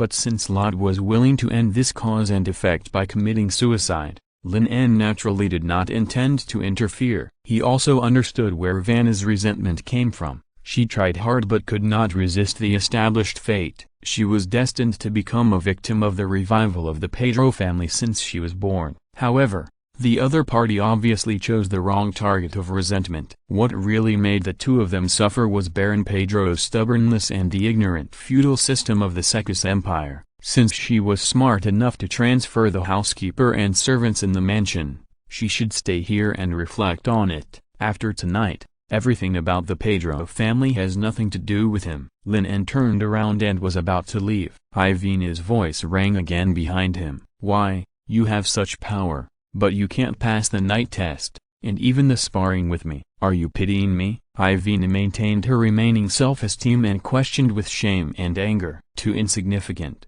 Ivena. Lin En turned his head and looked at the embarrassed and distraught girl lying on the ground, and said with emotion, you have a great talent for swordsmanship, much better than anyone I've ever seen, but your vision is limited to the small harbor town, a baronship that cannot even inherit the territory. Outside the harbor town is the Nordland territory, outside the Nordland territory is the Secus Empire, and outside the empire is a wider world. Lin En whispered to herself. This world has magic and divine arts, and there are countless secrets waiting for someone to explore. Forget it, you may not understand it. Lin En shook his head without waiting for Vanna to reply. For most residents of this world, a town, a village, and a family are everything, and this matter has nothing to do with herself. Can't understand it? Vanna stared at Lin En's back with a complicated expression until the door was tightly closed. The girl was silent for a while, and suddenly lowered her head, bit the cowhide rope that bound her hands, and tore it hard. But this rope made of special materials is very tough, and teeth alone are of no use. While struggling, the girl's legs hit the table leg hard. The black book on the table was shaken to the ground and rolled all the way to Ivena's side. The brown-haired girl paused. The words on the pages were very sloppy, but Ivena recognized at a glance that it was the handwriting of her brother Lot. Maybe without me, everything will be fine. P.S. As usual, please recommend, collect, vote, and read. Thank you for your support over the past few days. Thank you for the 200 starting coins rewarded by the World in Memory, the 100 starting coins rewarded by the former Chaos Master, and the 2 starting coins rewarded by the enthusiastic citizen Guyun. Chapter 36. Battle of Harbor Town. At midnight, in the harbor town, the sleeping crowd was awakened by the sharp flames and the noisy cries of crows. Fire! Fire! Help! Someone save me! After more than 10 years of peace, the residents of the harbor town who were suddenly attacked immediately became chaotic. The streets were in chaos, and screams and shouts resounded in every corner of the town. At this moment, Lin En was standing on the roof of a house, his eyes like eagles looking at the direction of the burning fire. This is the first ring of magic, Tick's farsightedness, which allows a wizard to have the precise farsightedness ability of a griffin in a short period of time. During the few days in the harbor town, in addition to collecting intelligence and making black gunpowder, Lin En did not fall behind in learning new magic. The book Basic Magic General had been read to pieces by him a long time ago. Is it Johnny and the White Dove? Lin En stared at the flocks of gray crows and the figures leaping in the fire in the distance, muttering to himself. Did they escape first? Wait. Lin En soon noticed something was wrong. The 2 witches didn't look like they were being tortured. Perhaps they didn't escape, but were about to enter the prison in Harbor Town to save people. Lin En thought of this possibility instantly, and frowned. Before the action tonight, he had thought of dozens of possible emergencies, and even expected that the church would set traps in Harbor Town tonight to wait for him to fall into the trap. But he didn't expect that Tenluck would dare to publicize it so loudly without catching anyone. The Archbishop was undoubtedly making a big gamble, betting that these wizard apprentices could not meet each other, otherwise the ceremony held in public tomorrow would become a complete joke. You have to know that there are true gods in this world. If the other party dares to find a few prisoners to pretend to be wizards in such a witch-hunting ceremony held in public, it would be blasphemous. Obviously, The archbishop made the right bet. Although he didn't step into the trap, Johnny and White Dove stepped on the mine for him. But since the two witches were not caught, who was the person who leaked the information of the ship gang? In personally came to the harbor town, implemented the port closure and various measures against the ship gang, which could not be faked, which was one of the reasons why he believed that the two might be arrested. While thinking, the crows over the harbor town became weaker and weaker, which meant that Johnny and the White Dove were about to give up. Lin En was not in a hurry to act, because there were only a few hundred guards surrounding the two witches, and Archbishop Inluck and the 3,000 elite guards did not take the field. This is also a bait, and he is the big fish that Inluck wants to catch. 071. In the current situation, if we confront head-on, how much chance do we have of winning? Lin En asked silently in his heart. His biggest trump card is the large amount of black gunpowder placed on the dock. As long as he uses the information gap and the convenience brought by magic shaping to attract Inluck and others, he can directly blow them up to the sky. But now it seems that this goal is probably difficult to achieve. The estimated winning rate is lower than the safety threshold. According to the agreed target, aliens should not be included in the protection target. According to the Federal Citizen Life Safety Act, you should make your own protection the first priority. Lin En was silent for a while, and then asked again, "Then can you analyze why Johnny and White Dove risked their lives to enter Harbor Town?" 97% probability. They came to save you, sir, so you know. 071. Lin En looked at the fire burning in the distance and said to himself in his mind, sometimes aliens are also human.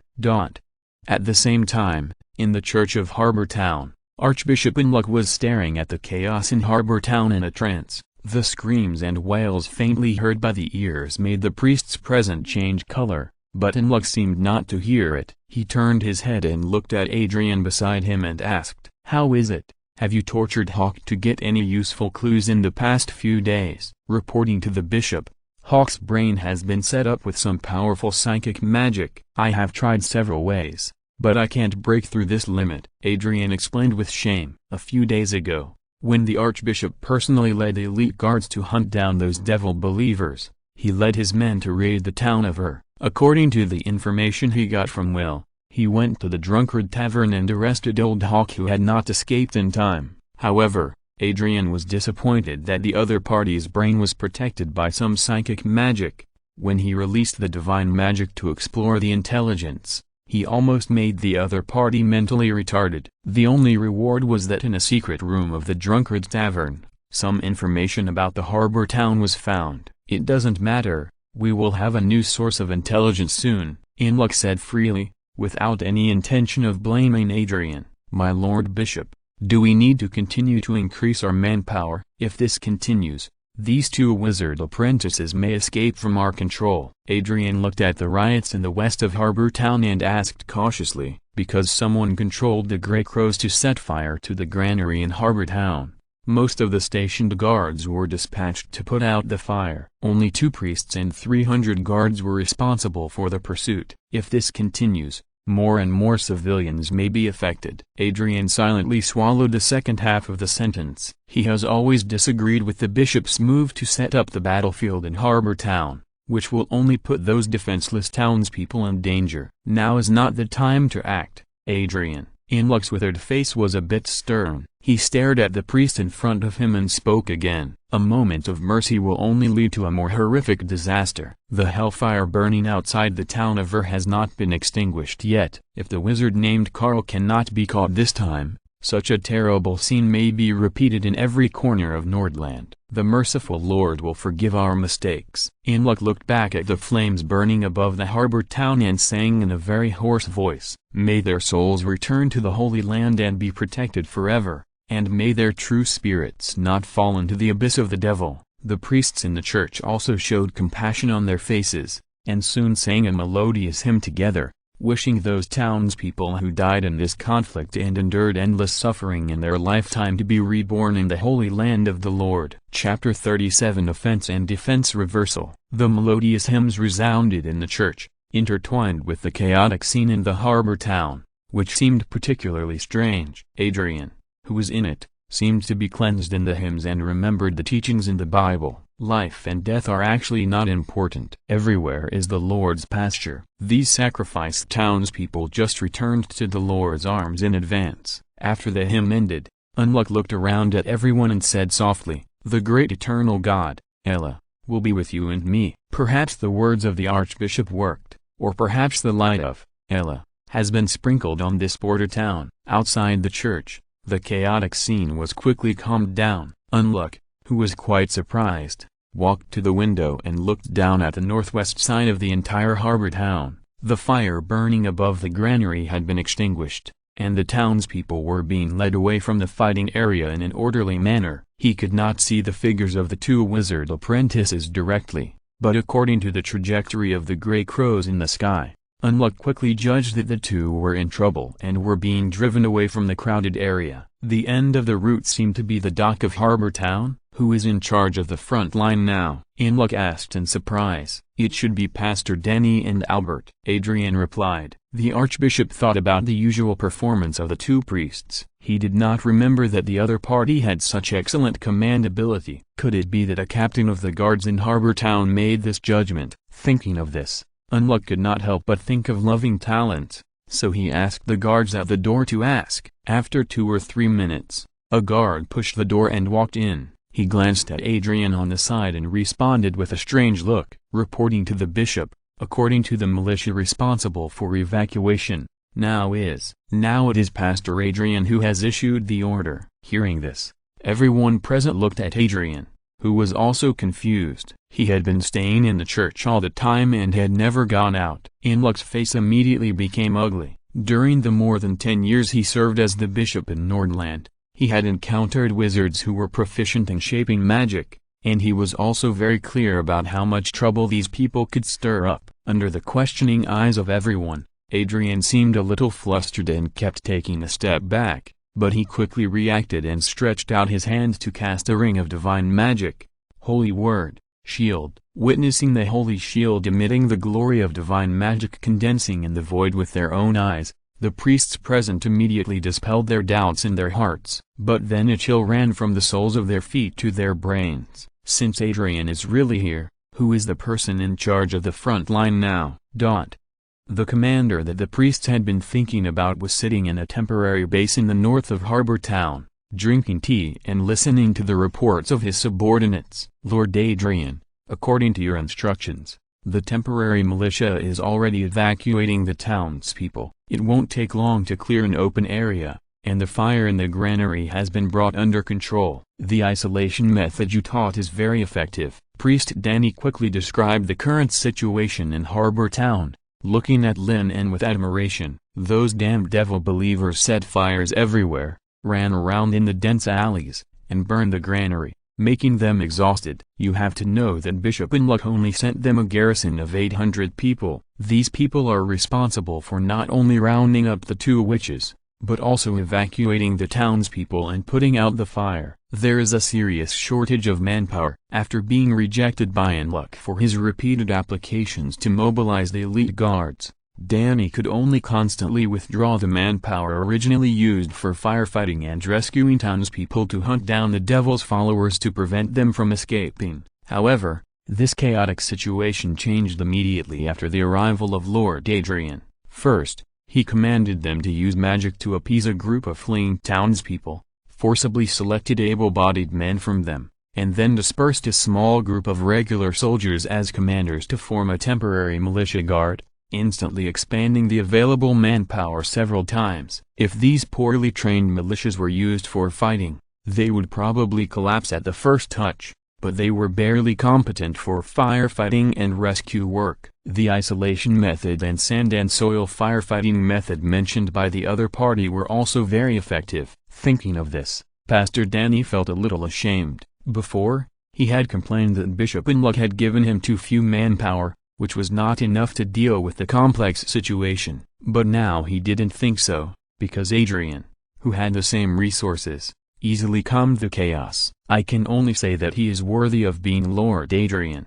The bishop's right-hand man, sitting on the chair, Lin En, listened to the pastor's words with a smile and said with appreciation, "You did a good job, Pastor Danny. After tonight, I will commend your achievements to Lord En.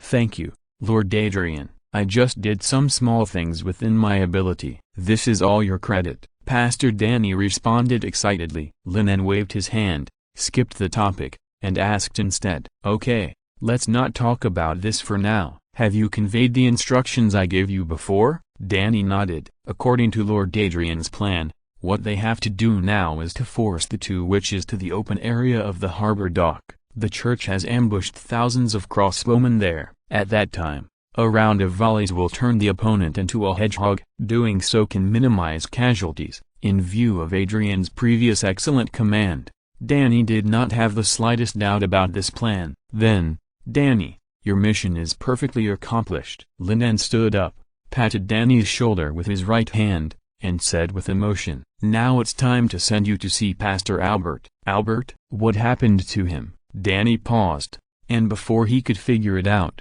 a dazzling silver light flashed across his neck, and bright red blood gushed out from the wound. The young pastor covered his open neck with an expression of disbelief on his face, and then fell heavily to the ground. Lin En looked at the corpse in front of him, shook his head helplessly, picked up the rag on the table, and wiped the mottled blood on the dagger. So far, the two minions sent by Luke to fish have been completely solved by him. But Lin En's face did not show much joy. After all, his opponent is not a fool. If he uses the identity of Adrian to issue orders, Luke will soon notice something wrong and judge that he has the ability to disguise himself as someone else. Fortunately, this is exactly what Lin En wants to achieve. Because ordinary priests can't break this magic, then Luke can only do it himself. Although it took a 180-degree detour, Lin En finally used the enemy's power to lure out the archbishop and moved the next battlefield back to the dock of the harbor town.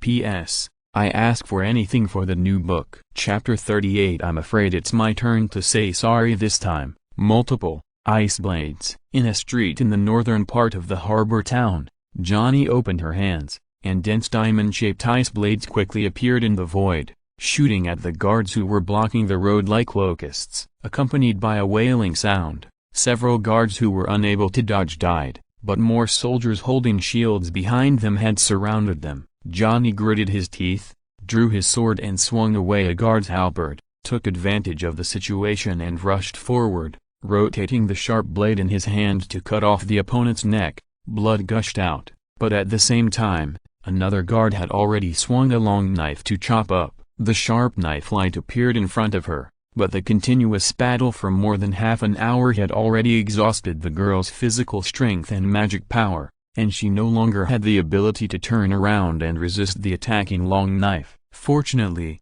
at this time, a ferocious camel rushed out and instantly knocked the guard to the ground, and then the white dove sitting on the camel immediately blew the wooden flute in his hand. The flock of crows hovering over the harbor town immediately seemed to be guided and pounced on the shield soldiers like crazy. The sharp claws and beaks scratched and bit the faces and necks without armor protection, but after all, they were just some palm-sized birds, and it was difficult to cause fatal damage no matter how hard they tried. Taking advantage of this gap, the two had already turned to another direction. White Dove's face became paler and paler, her hands were weakly supported on a camel beast, relying on it to carry her forward. Johnny looked at her with great concern and sighed silently. I'm afraid it's my turn to say sorry this time, White Dove. I didn't expect that. Not only did we fail to rescue Carl, but we also fell into the trap of the church. Johnny condensed a ball of fire to temporarily repel the guards who were chasing after him, and she regretted it in her heart. She was not upset about coming to rescue Lin En, but she regretted that she had involved White Dove. A few days ago, after learning that the church had captured the devil's followers and was going to execute them after Sunday, Johnny had the idea of robbing the prison. However, her power alone was too weak, and she had no chance of winning. The psychic magic of the White Dove was very useful in this situation. It could rely on the ability to control creatures to explore intelligence, create chaos, or involve the enemy. Johnny also formulated the entire rescue plan based on this. First, the White Dove sent the Grey Crow to carry fire to set fire to important places such as the granary, attract the attention of the guards, create chaos, and then break into the prison to rescue the people.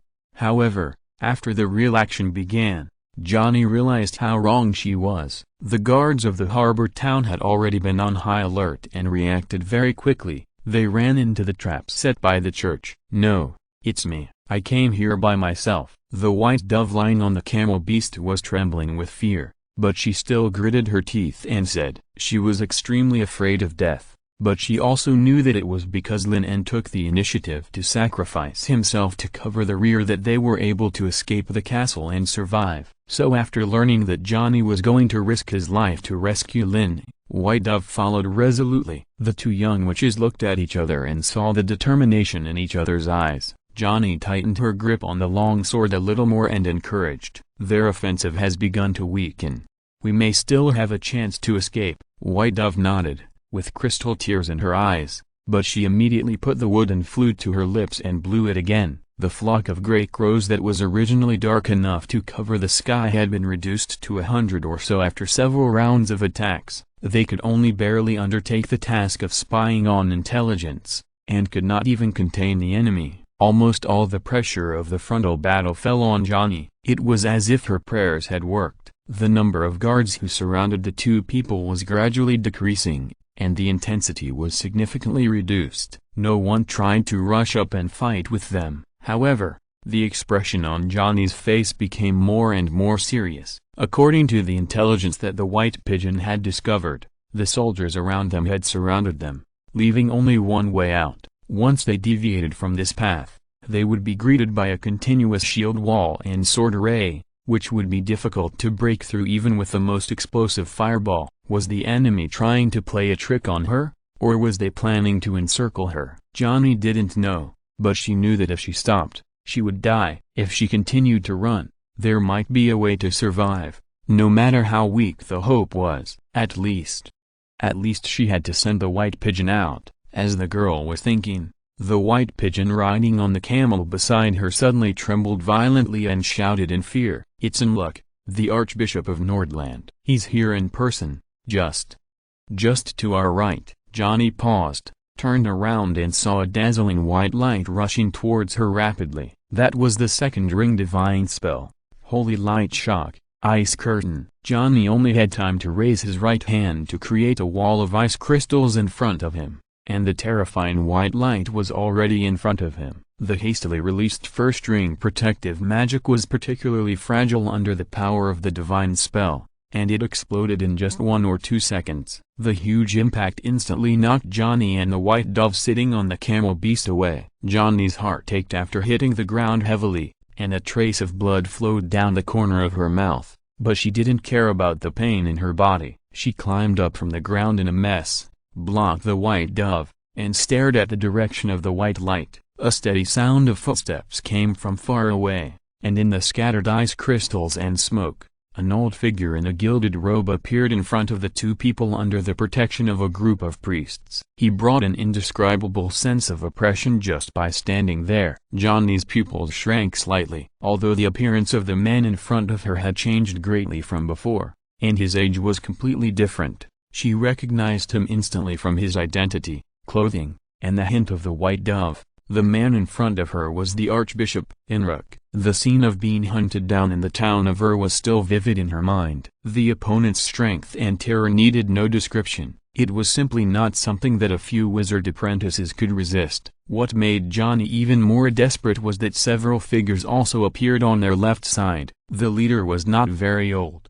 with a solemn face. Judging from his clothes, he should be a priest of the church. The forces of both sides quickly surrounded the two in the middle in a circle. At this moment, Johnny and the white dove were like birds trapped in a cage, and the possibility of escape was completely cut off. Chapter 39. Am I not right beside you? Considering that the two witches would be used as bait to lure out the powerful enemy, the priests did not act immediately. Instead, they looked at Pastor Danny and asked him patiently, "Danny, where is Pastor Adrian now?"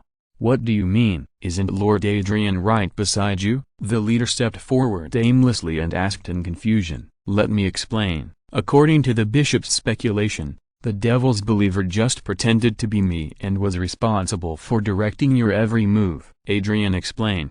And when he was about to continue, A withered arm blocked him. "Lord Bishop." Adrian was stunned for a moment and asked in confusion. Inlock did not reply, nor did he hesitate, and raised the scepter in his hand. Three-ring magic, light of the Holy Spirit. A dazzling light spot lit up from the top of the scepter, and then turned into a vibrating light wave that spread forward in a semicircular shape, covering Johnny, White Dove, Pastor Danny, and even the guards behind. The mottled road surface cracked layer by layer under the erosion of the powerful energy wave, and the two witches felt that the god of death was approaching rapidly. Dozens of magic flashed through Johnny's mind, but she couldn't think of any magic that could resist this terrifying three-ring magic. It seemed that waiting for death had become their only choice. In the dim light, Johnny saw the young pastor on his left also raised his hand. Then a huge demon hand composed of endless flames rushed out from the ground, and the palm was in a semicircular shape,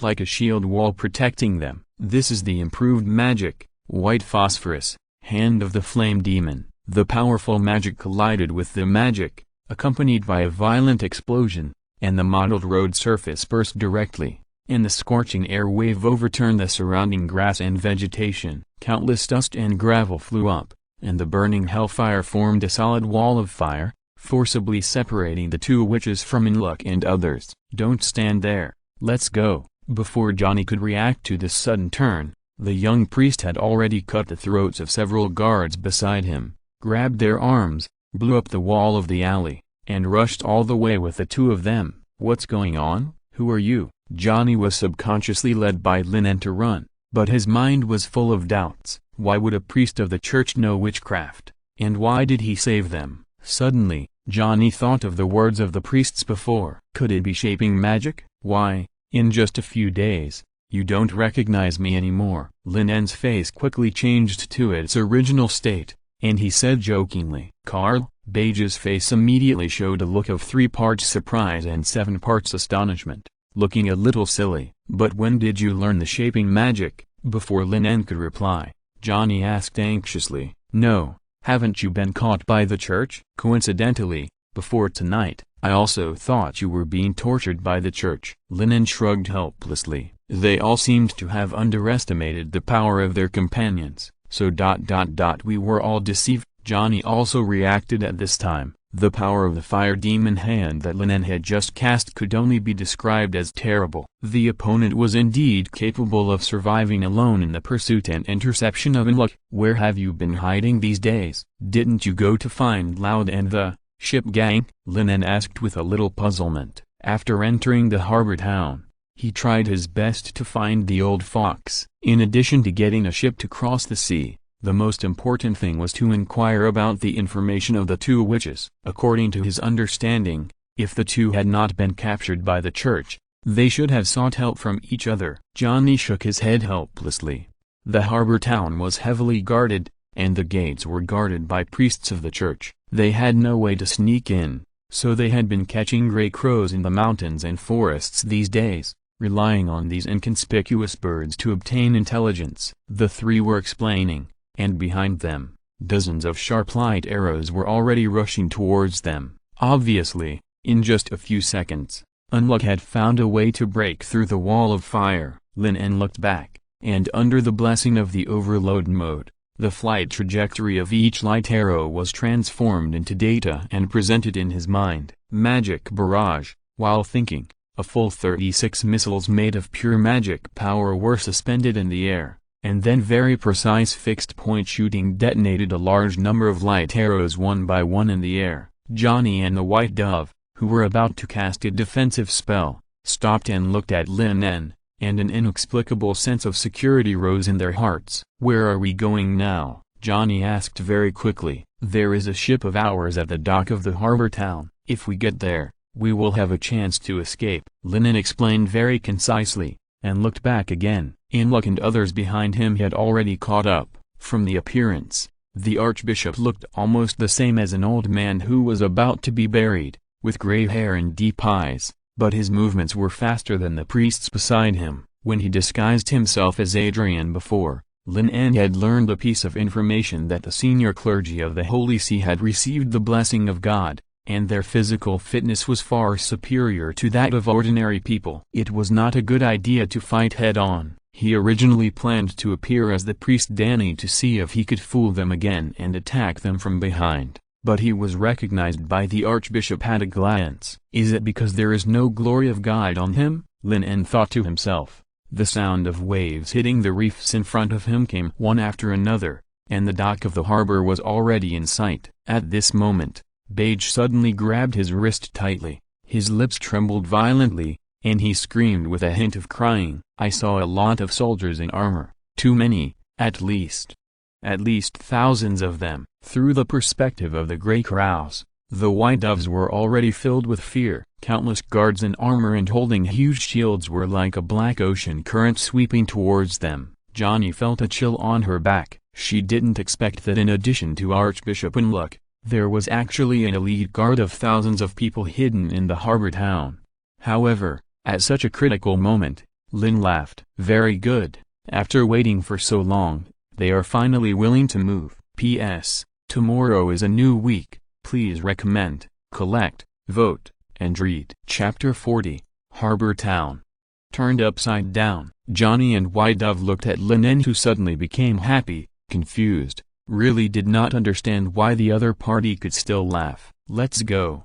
We have to hurry up. Lin En did not mean to explain. He could not guarantee whether the priests would have some kind of magic to listen to their words at this moment. In the whole harbor town, what Lin En feared most was Unruck and the hidden 3,000 elite guards. Now that these two troubles are gathered together, it is naturally the best. Praise Allah. Apocalypse Storm. Behind him, the hoarse chanting of the archbishop sounded again, and the invisible storm carried a lot of gravel and dust, sweeping towards the few people. A group of priests of the church also cast spells in succession, using several one-ring magic to block the retreat of several people. Johnny, White Dove, Lin En winked at the two witches, and then used all his strength, even giving up the proofreading and aiming, and in an instant created dozens of magic missiles that flew and crashed into the sentry tower next to him that was responsible for guiding the ship. At the same time, Johnny and White Dove, who understood,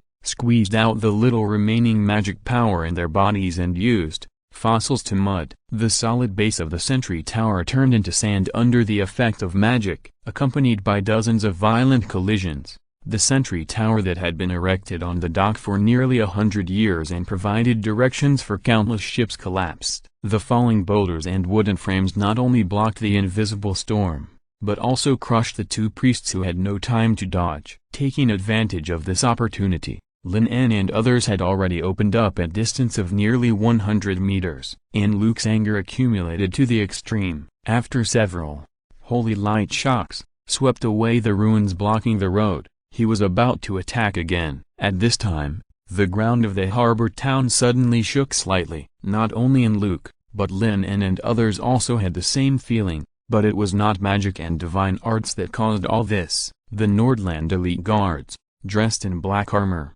lined up neatly, and holding huge shields, soon appeared in everyone's sight. The crossbows on their waists and the solemn atmosphere in the air made people tremble. Compared with the priests of the church who showed joy, the two witches trembled. How can we fight with such a large number? You must know that such elite guards in full armor are rare in the entire empire. It can be said that the Duke of Nordland has put all his efforts into hunting down these wizards. In front, thousands of soldiers have raised their bows and crossbows. The dense rain of arrows flew out with a sharp sound of breaking through the air, like a storm, leaving almost no gaps. Lin En had already picked up the White Dove at the moment when the guard raised his hand, and rolled to hide behind a broken high wall. The sharp rain of arrows shot at the earthen wall, bursting and blasting out a lot of soil debris. What should we do now? Johnny asked anxiously. Lin En did not reply. He clenched his hand, and a huge fireball condensed in his palm. Then he threw it into the air without hesitation. From a perspective hundreds of meters away,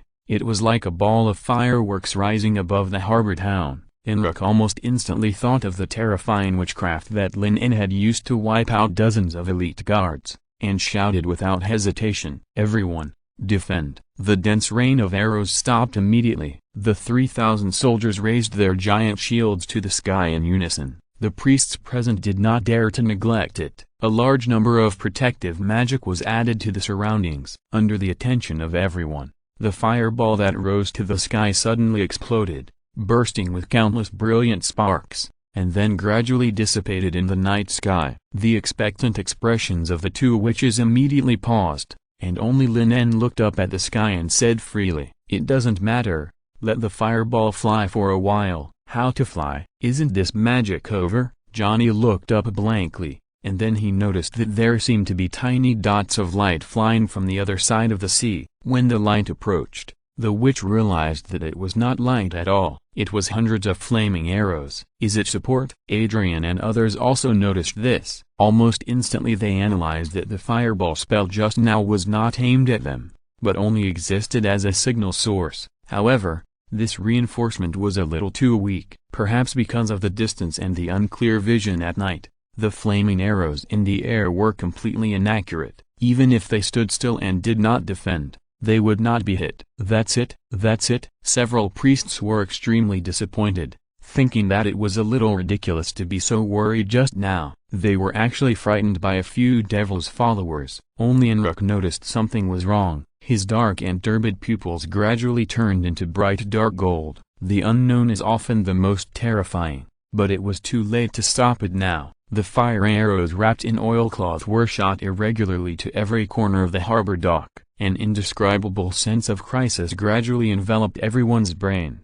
without direction or source. In the uneasy, confused, and frightened expressions of the crowd, endless fire and light flooded the entire harbor dock, as if the end of the world was coming, and the whole city shook violently. It was a roar that was 1,000 times louder than thunder. The flames and shockwaves instantly flattened the surrounding low-rise houses. The air was boiling violently, and a large amount of water vapor rose up and formed a huge dust cloud together with the thick smoke. Houses collapsed, boulders splashed, and the tide rolled back under the terrifying impact, bringing even bigger waves to the shore. Some yellow-white sparks drifted down from the sea of clouds, and it seemed as if a rain of fire was falling in the dock. The entire sea area was illuminated. This was the white phosphorus mixed in the black gunpowder. All this happened in a flash, almost in the blink of an eye. The entire harbor dock was turned upside down and turned into a devastated ruin.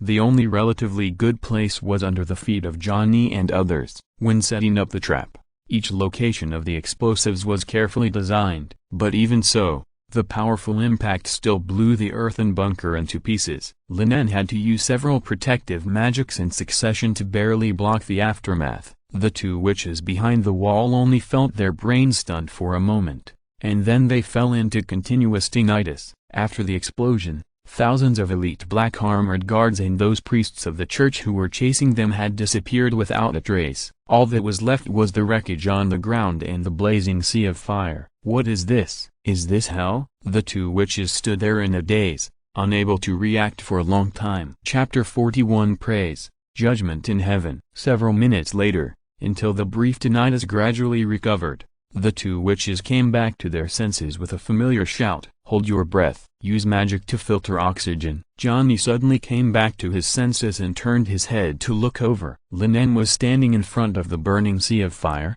looking forward, and the rolling heat waves made his robes rustle. The two witches didn't know what oxygen was, but they still knew how to hold their breath. But what kind of magic was this? Johnny was so surprised that he couldn't describe it. The white dove next to him huddled beside the collapsed earth wall, and was so scared by the broken limbs and flesh on the ground that he couldn't even stand up. Lin En didn't pay much attention to the status of the two witches. He looked solemnly at the harbor pier that had become a ruin. It stands to reason that no one could survive such an explosion, but the fact is just the opposite. A figure stood upright in the middle of the burning sea of fire. It might not be appropriate to call it a human figure, because Enlug no longer looked like a human at this time. His gorgeous gilded robes were torn to pieces, and his whole body was ignited by the white phosphorus flames of thousands of degrees. No matter from which angle, Enlug should have died. In fact, he should have died in the battle outside the town of Ur a few days ago. However, his humble prayers caused the eternal great existence to show a trace of mercy. A ray of divine power forcibly maintained his vitality. When he sensed the danger, Unluck took the initiative to draw this ray of divine power and use the fourth ring divine art, sacred barrier, to resist the extremely terrible explosion. However, the power of the fourth ring divine art is limited after all, and it failed to block the subsequent aftermath. The high temperature of thousands of degrees continued to bake his flesh and blood and internal organs, and his life had entered the final countdown. At this moment, Unluck could no longer feel the pain in his mind, and only the purest faith remained. Death and pain are just the tests and tribulations that need to be experienced on the way to heaven. Unluck is not afraid of death, but if he can send the wizard in front of him to hell, then the Lord will definitely give him more rewards in heaven. Praise, judgment of heaven. Unluck's vocal cords have long been damaged, but as his teeth tremble, a ray of light flashes on his burning fingertips. It is the purest light of death, and the glimmer quickly expands. The flames retreat, the gravel collapses, and everything in front of it quickly dissipates under such power. Ice curtain. Lin En stretched out his hand, and one after another solid ice crystal walls stood up, but it was useless and was almost instantly defeated.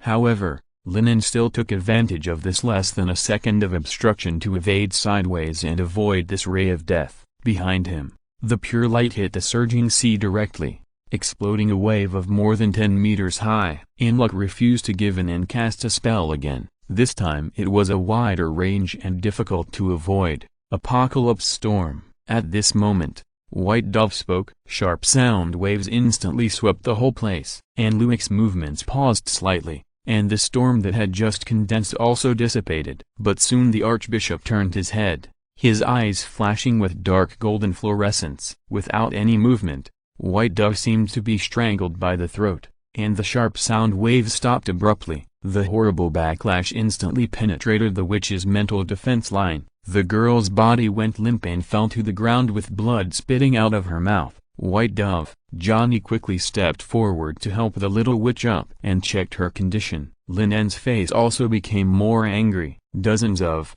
magic missiles appeared in the air, and then quickly ignited, turning into countless miniature white phosphorus fireballs, flying towards Anluik. Three-ring magic, holy barrier. Facing the swarm of fireballs, Anluik did not dare to take them head-on, and immediately switched from offense to defense. Even though he had a trace of divine power in his body, his current state did not allow him to use higher-level divine arts continuously, so he could only deal with it with two holy barriers. The invisible barrier collided with the exploding fireballs, and soon it could not hold on and shattered, but the second holy barrier behind it remained strong, blocking all the remaining white phosphorus fireballs. At this moment, Lin En stretched out his right hand and squeezed it hard. The flames scattered around Anluik and attached to the invisible barrier, as if guided by something, quickly gathered together and condensed into a demon hand made of flames, holding Anluik horizontally in his palm. Crack! The sudden change was beyond the archbishop's expectations. The holy barrier that had been devastated was instantly crushed by the giant hand of flames. Anluik had no choice but to directly burst out the divine art brilliance in his body to fight against the terrible white phosphorus fire. Lin En and Anluik both bet on the little remaining strength in their bodies. This attack would decide the outcome. The dazzling divine light and the raging fire intertwined and cancelled each other out. At the same time, Johnny, who was holding a white dove, shouted angrily, "Magic missile!" Several magic balls appeared around the girl and rotated and shot at the archbishop. If it were normal, Anluik would not take such weak magic seriously. However, the magic missile that was flying at this moment became the last straw that broke the camel's back. The originally stalemate balance was immediately broken. The huge flaming palm slowly penetrated the dazzling divine light and squeezed the unwilling archbishop to pieces. It was not until the moment of death that Anluik suddenly realized that the two witches he had always ignored were not as useless as he thought. Seeing Anluik's body being crushed by the hand of the flame demon, Lin En couldn't help but breathe a sigh of relief, and then looked around very vigilantly, extremely worried that his act of killing Anluik would arouse the wrath of the gods. Fortunately, his worries did not come true, and the terrifying pressure in the air gradually disappeared. "It's finally over." Lin En's body swayed and he almost fell to the ground. After a whole night of continuous fighting, His magic power and physical strength had long been exhausted, and his spirit was extremely tired. Overload mode ends, energy remaining 2.1%. The prompt sound of the intelligent brain in his mind rang out. Lin En forced himself to support his body and looked at the unconscious white dove in Johnny's arms,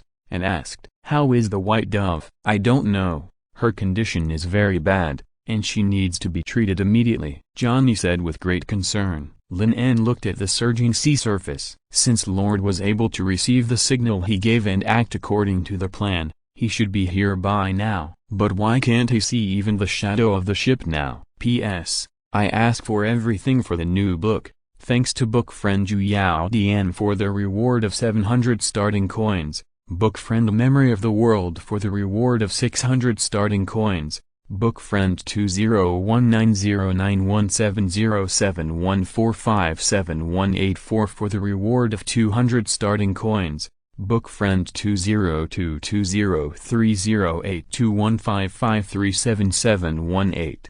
Book friend 202112211118212235. Sunstar Lord 999. Book friend 202007311522033971, and the Old Watcher for the reward of 100 starting coins. If you're listening to this novel on a channel other than Fanfic World, it means they downloaded and uploaded it without effort. We cordially invite you to visit our channel, Mundo Fanfic Novelist. There you'll find the original version of this story and you can explore many other novels of various genres. We are waiting for you to immerse yourself in a world of incredible novels. Chapter 42 Return. Return immediately. A few minutes ago, on the misty sea, a sturdy man clenched the long knife in his hand and slashed at Loud fiercely, but the moment the blade fell, he suddenly stopped. The fierce expression on his face gradually became extremely tangled, and he asked cautiously, "Mr. Loud,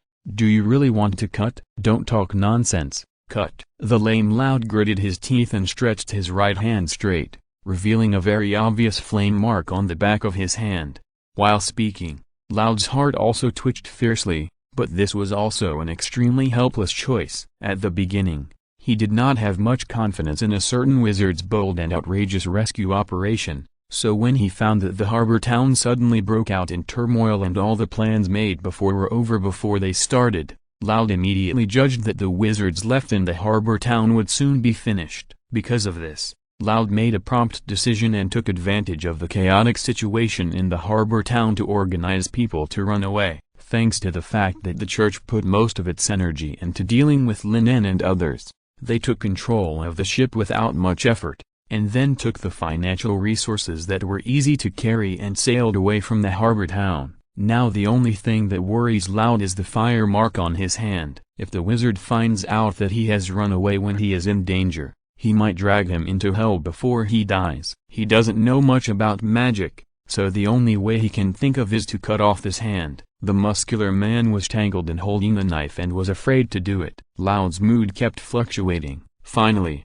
he angrily grabbed the long knife. It would be better for him to do it himself if he was so hesitant. "Boss, signal." "It's a signal." At the bow, a sailor suddenly shouted, and Loud subconsciously looked up. A ball of fire was rising from the dock of the port and exploded in the night sky. Loud was quite surprised. He thought that the cunning and cruel wizard was probably dead, but he didn't expect that the other party actually killed his way back to the harbor. Thinking of this, he couldn't help but look at the first mate who was holding the alchemical eyepiece. "I saw a lot of black armored guards. They are all out, and Archbishop Unluck is also there. Those wizards seem to be surrounded." The deputy swallowed his saliva and said with difficulty. Loud immediately understood that they were chased all the way here. After thinking about it, he said directly, "Launch a round of rockets according to the plan, and then we will sail across the sea immediately." Since the other party has successfully led Unluck and others to the agreed location,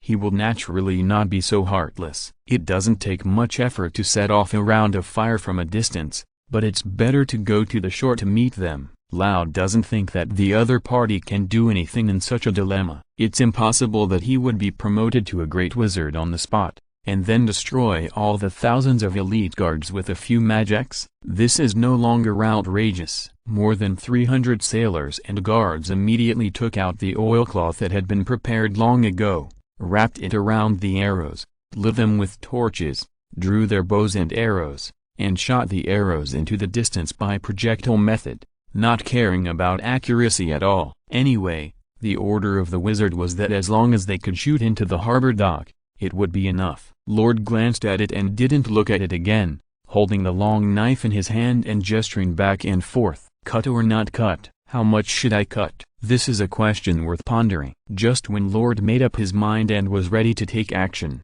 the whole ship suddenly shook violently, and he heard a violent roar in his ears, followed by an extremely huge impact force that knocked him to the ground. His body rolled all the way under the mast, and his head hit the crossbar heavily. Loud's head was buzzing, and his clothes were soaked by the waves. After a while, he held his waist and abdomen, which were hurt by the fall, and barely sat up. He looked up and asked the first mate beside him, "What's going on? Did we encounter a storm?"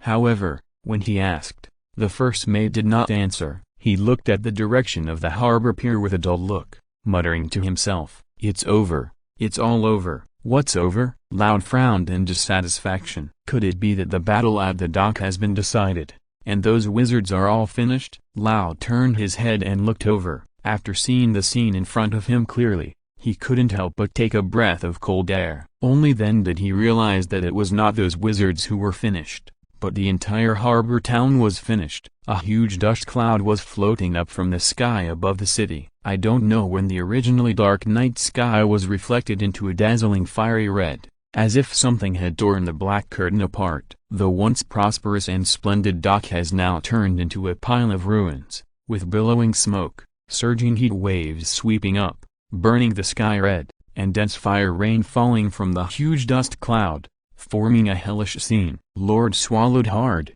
His legs were trembling slightly. Even though he couldn't see what was happening on the dock from a distance, he understood that the so-called black armor guards and priests of the church were not worth mentioning under such power. Could it be that he really misjudged the other party, and the other party was actually a great wizard who was hiding very deeply? The magic praised by the other party as fireworks was so terrifying. Lord wiped the cold sweat from his head. The fall of a port city was indeed the most gorgeous scene he had ever seen. "Mr. Lord, are we going back now?" a sailor asked stutteringly. Then, before Loud could reply, a brilliant light of death flew over from the dock and hit the sea surface 100 meters away, creating a wave tens of meters high. The sailing warship shook violently again, and Loud jumped up immediately, shouting in fear, "Return! Return immediately!" The sailors on the ship hurriedly pulled the sails and adjusted the course, not daring to delay for a moment. In the eyes of everyone,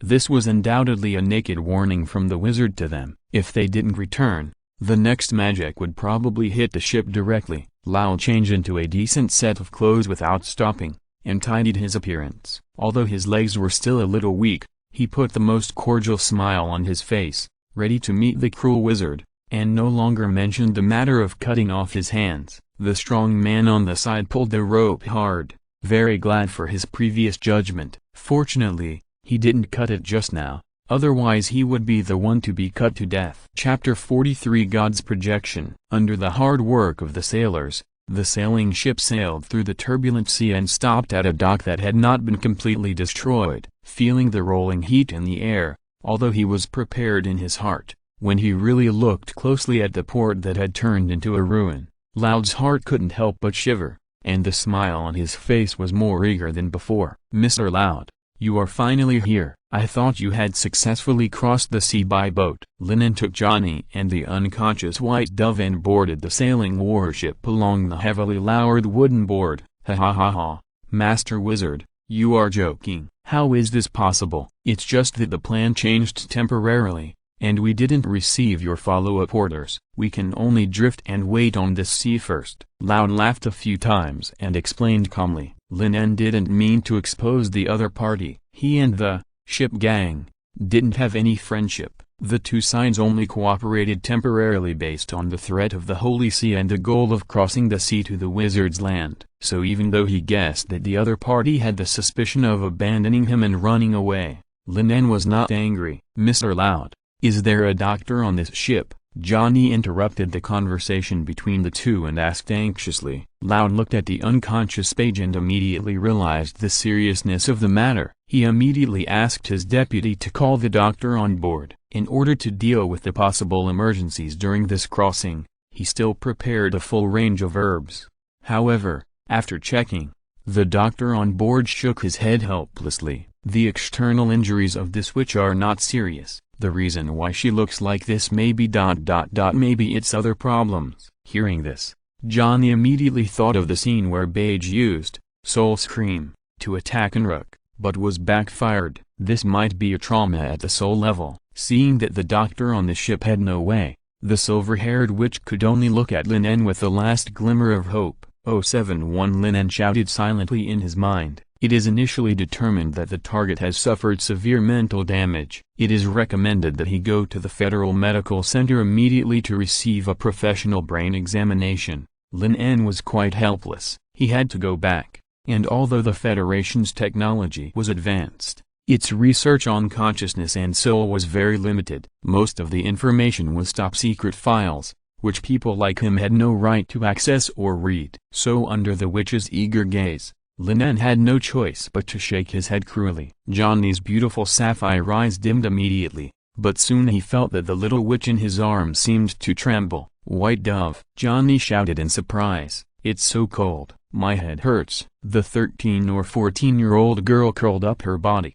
closed her eyes, opened her lips slightly, and her breathing became more and more rapid. Her lips moved slightly as if she was mumbling in a dream, and finally she unconsciously called out the names of her family members. Her voice became weaker and weaker, and her hands kept shaking, as if she wanted to grasp something illusory and ethereal. Johnny hugged the white dove tightly, and crystal tears kept falling from her eyes. She had already cried and couldn't speak. Lin En couldn't help but sigh at such a scene. He couldn't do everything, so he could only walk forward slowly and hold the trembling palm of the white dove, giving the other party a little comfort. Unknown energy detected. "Do you want to extract it?" A system prompt sound suddenly rang in his mind. Lin En paused obviously, seeing that the girl's vitality was gradually dissipating. After hesitating for a long time, he finally said silently in his mind, "Yes." Under the perception of the sight, a fluorescent light that was difficult to see with the naked eye was transmitted along the white dove's arm to his body. After about half a minute, it stopped. Special energy body has been absorbed, and it is expected to be converted into 12% of energy reserves. "Do you want to use it immediately?" "No," Lin En responded immediately in his mind. Although he did not know what the fluorescence absorbed by the intelligent brain was, he was sure that the magic power had been recorded before, so it could be directly excluded. Then the remaining possibility was the soul. An inexplicable guess flashed through Lin En's mind, but in recent days, there were not a few people who died in front of him, and he even killed more people himself. This was the first time that the intelligent brain gave a hint. "Is there anything special about the white dove?" While Lin En was sad, he was also full of doubts in his heart, and then his face changed again, because Johnny, who was holding the white dove, fell down with a shake. Everyone present was shocked, and Loud glared at the doctor fiercely, asking him to do something quickly. If this wizard got angry, they would all be finished. After a flustered examination, the final result made everyone feel relieved. Johnny was just too tired, and he fainted because he was too sad. Lord immediately ordered several maids to take Johnny down to rest, and then glanced at the white dove lying on the ground, and asked carefully, "What should this witch do?" Lin En did not reply, but squatted down and pressed his hand on the belly of the white dove. Extremely cold ice crystals appeared around the girl, and finally formed a huge ice coffin, sealing the person in the center. Although he had no way to save her now, when he arrived at the wizard's land, those wizards who were proficient in various mysterious magics might have some way. "Look, the fire in the harbor town seems to be extinguished," a sailor suddenly shouted loudly. Lord and the others immediately turned their heads to look over. During this delay, The sailing warship had already sailed out of the port and entered the range of the foggy sea. However, from a distance, they could clearly see the red flames above the harbor town slowly fading away. It must be the support of the Holy See. Lin En quickly thought of this. Archbishop Enrook had no way to deal with the white phosphorus fire before, so the one who could solve the crisis in the harbor town must be a higher-level clergyman. The next moment, a goddess phantom that was huge enough to cover the entire city appeared above the harbor town. Her crystal-like transparent body reflected the dazzling light under the shining of the silver moon, making people want to get close, kneel down, and crawl in front of her to tell their sins. Ella? Lin En resisted the shock in his heart, and Laud and the others beside him were trembling with fear, and lay on the deck with their heads in their hands. The goddess phantom, whose face could not be seen clearly, gradually cast his sight over. Fortunately, at this time, the thick fog around had surged up, and the entire sailing warship disappeared on the sea in an instant. P.S. I ask for everything for the new book. Thanks to the book friend, you are really lonely for the reward of 200 starting coins, and the fortune teller Isville for the reward of 100 starting coins. Chapter 44 Cardinal Adloir. Hell has come. Great Lord, please save your believers. After the doomsday scene, the entire harbor town was in chaos. The temporary militia guards were unable to maintain order. People could be seen running in panic in the streets and alleys. The raging fire that started from the dock continued to expand along the wind direction, as if it was going to encompass the entire harbor town. Move the things that start the fire away and create a large enough open area. Where is the firefighting team?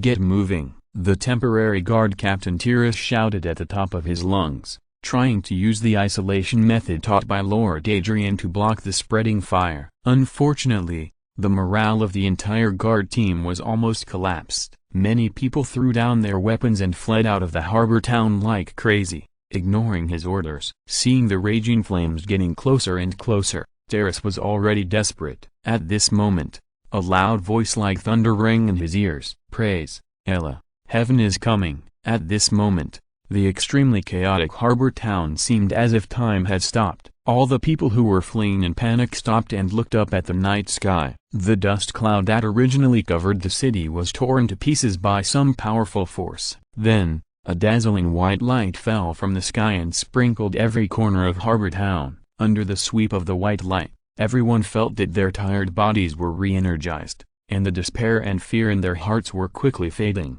A man whose leg was broken by falling rocks in the disaster was surprised to find that his broken leg had recovered, and his face suddenly showed an extremely fanatical piety. The raging fire that covered half of the city and was known as the flames of hell and the incarnation of the devil was also quickly extinguished under such power and disappeared without a trace. Then, the pure and flawless white light gradually gathered and turned into a holy and noble goddess. She looked down at all living beings, with stars twinkling in her eyes, full of mystery and majesty. Lord, you have not abandoned your most devout believer after all. The devil is dead. Great Lord of the stars, Ella, thank you for your salvation. Lord, I want to repent my sins. Tens of thousands of townspeople in the harbor town knelt on the ground, praying constantly, expressing their gratitude for the Lord's grace, and many people kissed the ground enthusiastically to show their piety. Among all the people present,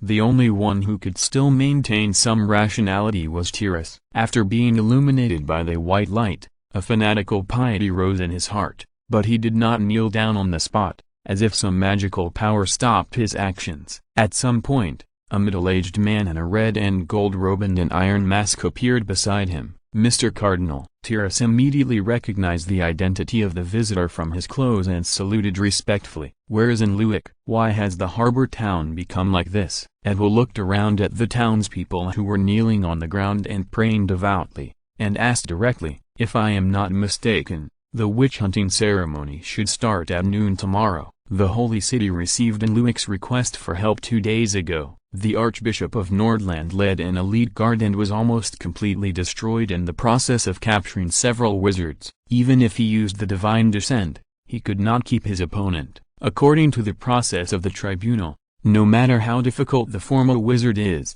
it is not worth his personal effort, But Enluik specifically mentioned in the letter that the other party looks very young and will most likely become a threat to the church in the future. What is even more terrifying is that this wizard can use a very strange hellfire. If it spreads, I am afraid that a town will be burned down in a short time, and Enluik has no way to deal with it. Considering this point, in order to ensure that there is no risk, he decided to go to the harbor town in person. After noticing the fluctuations caused by the explosion of divine power, he left the accompanying priest and rushed over alone at the fastest speed. Unfortunately, he was still a step late. The thing is, Cardinal, earlier this evening, 2 devil's followers broke into the harbor town and set the granary on fire. Tyrus recounted the whole story as concisely as possible. When he heard that the wizard who destroyed the harbor pier was the wizard that Rook was chasing, Ed Will's face suddenly became solemn. A great wizard actually hid his power and lurked in the territory of Nordland in disguise. It is obvious that the other party must be planning some kind of conspiracy to subvert the empire and the church. Thinking of this, Ed Will saw the sailing warship sailing into the fog through the ruins of the harbor pier and the vast sea through the sight of the projection of God. After roughly calculating the distance, Ed Will quickly gave up the idea of taking action. Even if he used the strongest magic he mastered, it would not be enough to threaten a great wizard at such a long distance. You did a good job this time. At least the empire did not suffer greater losses. In Ed Will's view, it was fortunate that a great wizard who was hiding very deeply was caught at the cost of only half of the harbor town. Before, he thought that unluck was a waste. He was so embarrassed by a former wizard, he was preparing to remove the other party's status as the archbishop after this incident. But now it seems that it is not a war crime. Unluck's defeat is entirely due to the enemy's overstrength. Moreover, the casualties in the harbor town were far lower than he expected. Ed Will originally thought that such a big disaster would kill or injure at least half of the tens of thousands of townspeople, but judging from the number of souls taken into the Holy Land, less than 5,000 people died, including 3,000 black armored guards. This is simply a miracle. This is all Lord Adrian's order. Tyrus had no intention of taking credit for it, and his face was full of resentment. But Lord Adrian has followed Bishop Unluck into the port, and now I'm afraid he has already. What a pity, Ed Will said with regret. He was able to calm down the chaotic scene in the harbor town in a short period of time and organize the militia guards to quickly evacuate the townspeople. This is definitely a rare command talent. Has Unluck collected any information about the Great Wizard in these days? Ed Will asked again. Tyrus hesitated for a moment. These things were not something that he, the captain of the guard, could touch. Fortunately, at this time, the lord of the harbor town, Merk, had already rushed over. After learning about the request of the cardinal, he immediately asked someone to take out the information that Unluck had given him before. However, after Ed Will took the parchment roll and flipped through it for a few times, his expression soon froze. Karl, the illegitimate son of the imperial noble Viscount Sturland, only 17 years old this year, disappeared half a year ago, and the wizard Kelu who was captured by them had arrived in Sturland at the same time. It is speculated that this wizard named Karl may be one of Kelu's apprentices. Which idiot collected this information? Ed Will scolded with great dissatisfaction. This is complete nonsense. A former wizard's apprentice who has only been recruited for half a year can use magic that destroys half of the harbor town? The intelligence personnel in Nordland are probably crazy. The lord of the harbor town trembled and dared not reply. Ed Will did not pay attention to Merk anymore, but took out the golden book hanging on his waist and turned to the latest page, using his finger as a pen to engrave the new information on it. Name, Karl. Real name not confirmed. Extremely dangerous. Great wizard. Crime, killing Archbishop Unluck, destroying 3,000 black armored guards, and destroying half of the harbor town. Reward, Sekis gold coins. 50,000.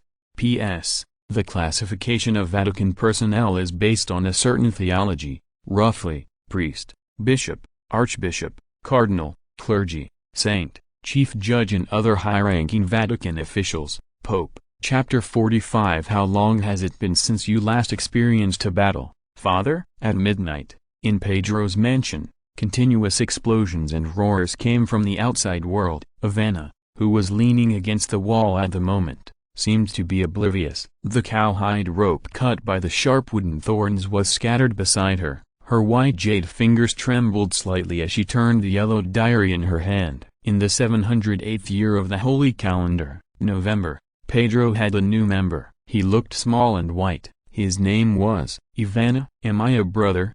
It's another day of training. As Pedro's eldest son, I must work harder. Are you watching me practice sword, Ivana? Then I need to work harder. Practice. I really miss the way I picked up the sword at the beginning. This time it's my turn to be the teacher. 10 moves. I'll give you some face, but you don't have to cry if you lose, right? How cute.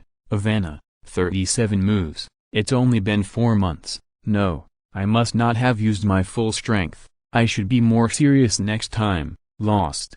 I actually lost. How is this possible? It's so embarrassing in front of you. As a brother, I must work hard to win back next time. Ivana, why can you always easily learn the skills that I can't master? Is it because I'm not working hard enough? Holy Calendar Year 722, July, the first night assessment. If I can pass, I can become a priest, right? The Pedro family can also improve. Failure, failure, failure. Second night selection, third round. Is this my limit? From morning to night, there is no point in training except training. I'm afraid I will never pass the night assessment. Father, why do you look at me with such expectation? Why don't you want to give up on me? This look again. Do you hate me, Ivana? I understand your feelings. A useless person has snatched the opportunity that belongs to you. If it were you, you would definitely be able to do it. My sister, perhaps without me, everything would be fine. Ivana, I will give you everything you want. This is the only way. The brown-haired girl flipped through the diary page by page. Through the cold words, she got to know the brother who made her extremely envious and was highly expected by their father, but could not do anything well. She once resented such injustice. All her efforts and the swordsmanship that she was proud of were just tools to attract the attention of the son of the Duke of Nordland in her father's eyes. If I had the chance, I would definitely pass the night assessment. I would definitely revive the Pedro family, and I would definitely let my father see me clearly. So Ivana hated and even hated her brother who had all the family resources and could receive formal night guidance at any time, but failed again and again. How cute, Ivana. Her fingers ran across the wrinkled paper, and as she looked at the words on it, the girl's body trembled, and crystal tears ran down her cheeks and fell on the paper. I'm sorry, Ivana muttered to herself. Her mind was blank, but the tears in her eyes could not stop flowing, and her heart was filled with strong regret. Ivana had never hated herself so much. She thought she had forgotten how to cry, which was obviously a privilege only for those who were the focus of attention. Outside the mansion, continuous flames jumped up, but the room fell into a deathly silence, with only the suppressed, intermittent sobbing echoing continuously. It was not until the door of the room was suddenly knocked open that the girl turned her head blankly. Baron Pedro rushed in and looked around the messy scene in the house. When he saw Ivana, who was frightened and could only cry silently in the corner, he was immediately furious and asked angrily, "Do you know how big a mess there is in the outside world, Ivana? Why are you still sitting here alone? Where is Lot? Where is he now?" As he spoke, another explosion sounded outside the mansion. Did something happen outside? Ivana held a diary wet with tears in her arms and asked with her head down. Those damn wizards are wreaking havoc in the harbor town and used a terrible witchcraft to blow up the entire dock. Pastor Adrian died, Pastor Danny also died, and Sir Psyche, even Archbishop Ansiuk couldn't escape, Baron Pedro said in fear. In order to brush up his resume, he had proposed to the Archbishop of Nordland to participate in this witch hunt. Now if Unluck had agreed, he would have died in the harbor, listening to the death sentence of one unattainable name after another. The brown-haired girl was shocked and couldn't help but think of the words that Lot said before he left. It's so insignificant. Ivana, becoming a wizard, is this your choice? Brother, it is rumored that as long as you sacrifice your soul to the devil, you can become a wizard with forbidden power, but as a price, that person will often change his personality and his soul will gradually fall into the abyss. And this is all for yourself. Where is your brother? You haven't answered me yet. Where is Lot? We have to leave here immediately. Baron Pedro pinched the girl's wrist vigorously and asked loudly. Dead, Ivana said in a low voice. She knew very well that if the information about her brother becoming a wizard was leaked, the entire Pedro family would be destroyed immediately. Baron Pedro paused, with a terrifying look on his face. You'd better not play tricks on me, Ivana. I tell you, even if your brother is really dead, the position of Baron will never be yours. Never fantasize about something you can't get. Baron Pedro said very angrily. No matter what the situation is, he will never let an outsider take over the Pedro family, no matter how outstanding he is. In this case, I'm leaving. Ivana broke free from the big hand that was holding her, put the diary in her arms, and turned around without hesitation and walked out of the door. Stop, explain it to me clearly. Baron Pedro had never expected that Ivana, who never dared to resist on weekdays, would dare to disobey him like this. A strong anger suddenly surged in his heart, and he pulled out the long sword from his waist with the sheath, and slapped Ivana fiercely. Ding! The long sword with the sheath flew out of his hand, swirled and fell to the ground, making a low muffled sound. Baron Pedro's body was frozen in place, with a 3-finger-long, extremely sharp wooden spike across his neck. How long has it been since you last experienced a battle, father? Ivana looked at Pedro with a complicated expression and asked. Baron Pedro broke out in a cold sweat and sat down on the ground. He realized that Ivana's swordsmanship was far more advanced than he knew, and had even completely surpassed himself. Ivana threw away the wooden spike in her hand and walked out of the room without looking back. Where are you going, Ivana? Where is Lot? Tell me where he is. Baron Pedro came to his senses and roared loudly. My brother is dead, just think of him as killed by me. Father, Ivana said softly, and I'm going to leave Higang Town and see this world. P.S. The first volume ends here. There is a lot of foreshadowing, so please understand. The next part is the plot of the second volume. In addition, I want everything for the new book. Thanks to the book friend Chimmy Chemistry for the 1,500 starting coins, Zen Hong's Oath, Bai Mu Yodao, Hanpi Mo, Lao Nazin Jesus, and Yi Carrot's Dream for the 100 starting coins, and the book friend 2020011114104835 for the 2 starting coins. Chapter 46 Lin En, I smell a scent called a black pot. Tap, tap, tap. Continuous raindrops fell on the deck, bursting out a series of crisp low humming sounds, and Lin En, who was inside the cabin, woke up from the continuous nightmare. After seeing the environment he was in clearly, Lin En couldn't help but breathe a sigh of relief. The sudden appearance of the goddess last night brought him a lot of psychological pressure. Fortunately, the other party had no intention of catching up. They should be safe now. Lin En stood up,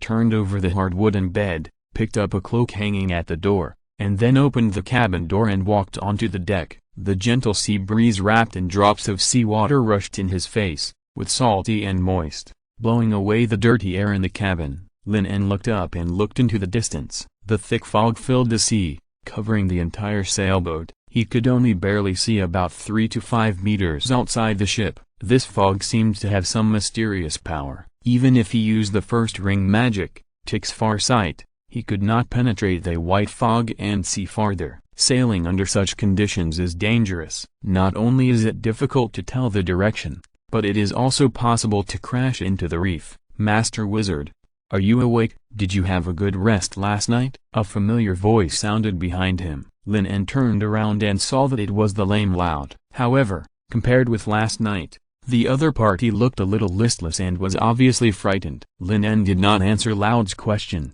but spoke directly. Is this the Sea of Fog? How did you tell the direction in the past? And how long does it take to reach the land of wizards? Normally, it takes more than half a month to sail from the harbor town. As for the way to tell the direction, Loud took out a compass very carefully. Lin En approached curiously. The compass was round in shape and made of wood. There were many complicated runes and patterns on the surface.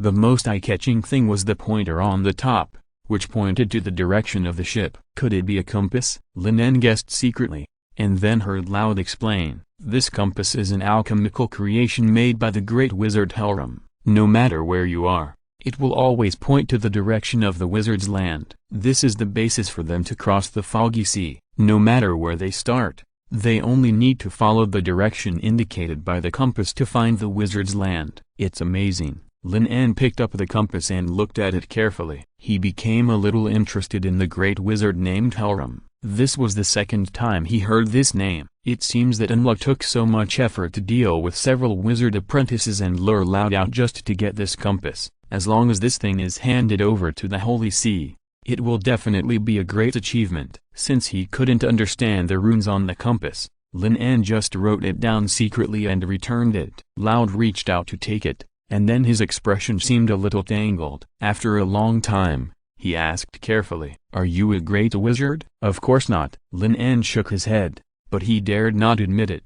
He was just an apprentice wizard who had just come into contact with magic. It was okay for him to be mistaken for a former wizard before. After all, with the help of the intelligent computer, he could indeed do many things that former wizards could do, but he was still far from the level of a great wizard. Without the help of more than 1,000 people from the ship gang, he would not have been able to set up a trap that could destroy the entire harbor dock. It was not magic that destroyed Unluck and others, but the power of science. Seeing Lin En shaking his head to deny, Loud seemed a little skeptical. He saw the terrifying explosion with his own eyes last night. It was definitely the power of high-level magic. But thinking of the other party's request for him to collect a large amount of raw materials, Loud secretly guessed that this kind of witchcraft called fireworks probably required some special ceremony to be prepared in advance before it could be used as a powerful magic. If that's the case, I'm afraid you will be blamed when we arrive at the wizard's land. Loud couldn't help sighing. Lin En's expression suddenly changed. There was a hint of danger in his eyes when he looked at Loud. He vaguely smelled the smell of the black pot. Under the kind gaze of someone,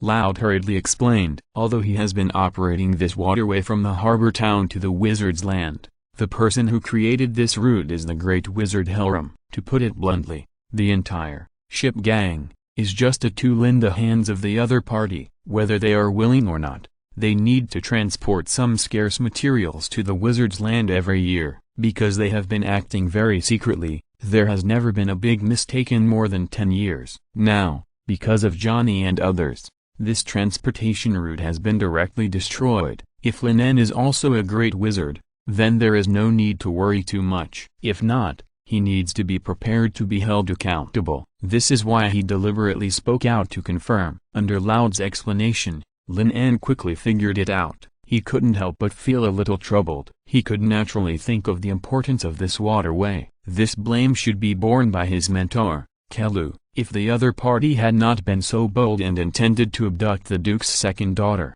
and was caught on the spot, how could the church follow the clues and trace it all the way to the harbor town? Is this the only route to the Sekis Empire from the wizard land? Lin En asked. It should be more than that. The Misty Sea is also connected to another important port, the capital of the Sekis Empire, Viknir. Loud said hesitantly. Although he couldn't be 100% sure, he guessed that there were probably people in Viknir who were doing the same thing as him. "I understand." Lin En nodded. It seemed that things had not yet developed to the worst point, but he didn't intend to bear this blame. He had to find a way to get rid of it. While thinking, Lin En asked Loud about various information about the wizard land. He was too unfamiliar with this place, and it would be easy to suffer without sufficient information. After several inquiries, Lin En finally realized that the wizarding land was different from what he had expected. It was not a refuge built by a group of wizards persecuted by the church, but a huge island that had existed for hundreds of years and had cities, ports, and a population of 600,000. It could almost be considered a small kingdom. However, there were no kings or nobles here. Instead, there were wizards and various schools of thought. The highest power was held by the Wizarding Council, composed of several legendary wizards. Chapter 47 Eyes of Death. The advanced political system of the wizard land made Lin En stunned. It actually stepped into the democratic parliamentary system, but after thinking about it, it felt normal. A high-level wizard is an army. If he is not given the corresponding rights, it is creating unrest for nothing. So there, the status of wizards is almost equivalent to that of nobles. When you arrive at the port, you will be shocked by the scene there, Loud said with emotion. Over the years, he has also been to the wizard land several times. It was like a farmer who had always lived in the village suddenly arrived in Vinir. The shocking feeling was simply indescribable. "Then I am looking forward to seeing such a scene," Lin En said with a smile. The two were chatting, and a sailor suddenly came over and whispered a few words in Loud's ear. Loud waved his hand to send the sailor away and asked respectfully, "The witch has woken up. Do you plan to go and see it?" Lin En nodded.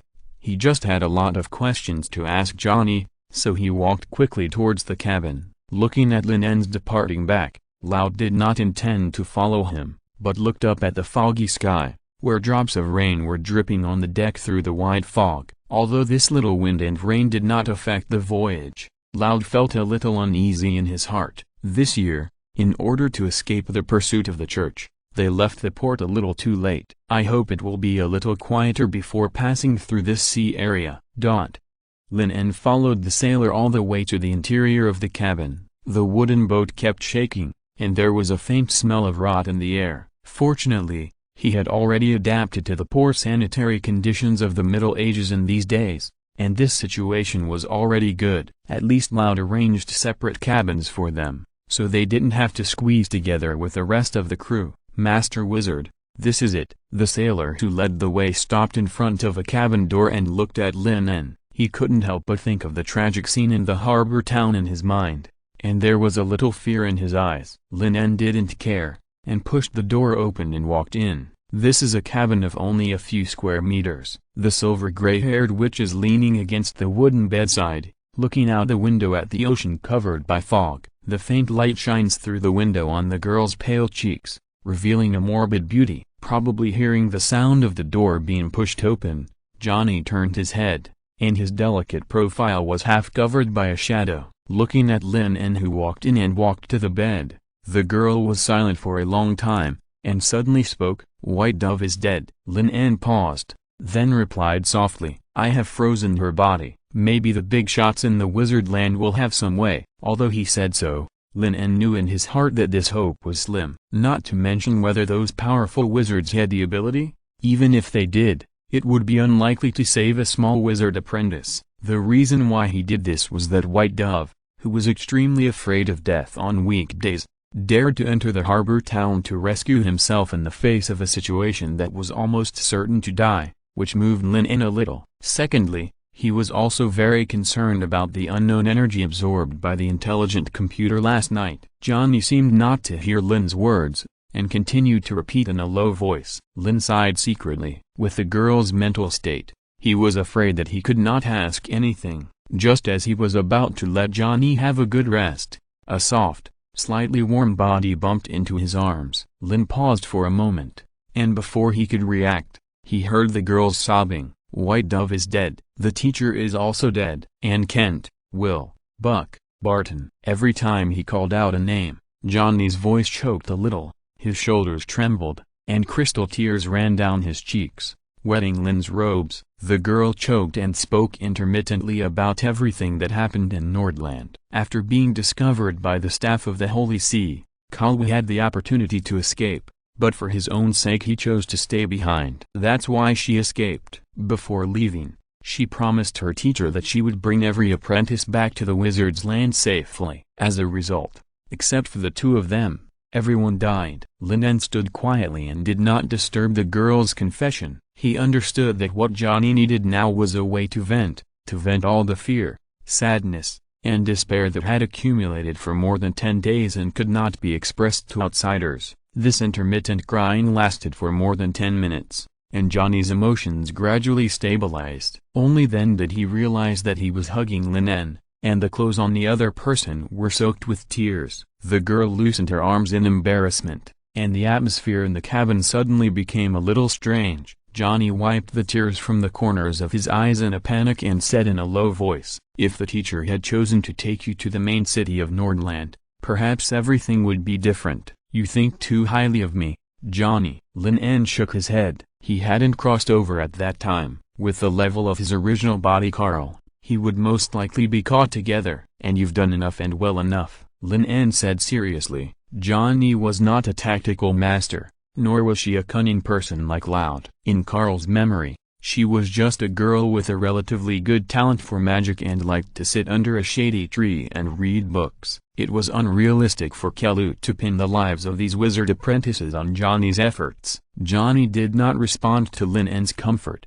but pursed her lips and asked, "When you were in our town, why did you stay alone to face the Archbishop?" This confusion has been lingering in her mind. Although they are all apprentices of Kelu, they don't have any friendship on weekdays, but when they were in our town, Lin En was willing to face the danger alone and leave the way to live for them. "Of course, it's because you standing there really affects your performance." Lin En's words came to her lips, but she swallowed them forcibly and said in a more euphemistic tone, "I'm not completely sure of my ability to face Enrook, let alone protect you." Johnny stared at Lin En in a trance, and was about to say something when the cabin, which was originally stable, suddenly shook heavily. The two people who were unprepared almost bumped into the wooden wall. Before Lin En could stand firm, waves of terrified screams came from the deck above. "The Eye of Death. It's the Eye of Death. P.S. I wanted to divide it into volumes, but I pressed the wrong button. I'll divide it in the next chapter." In addition,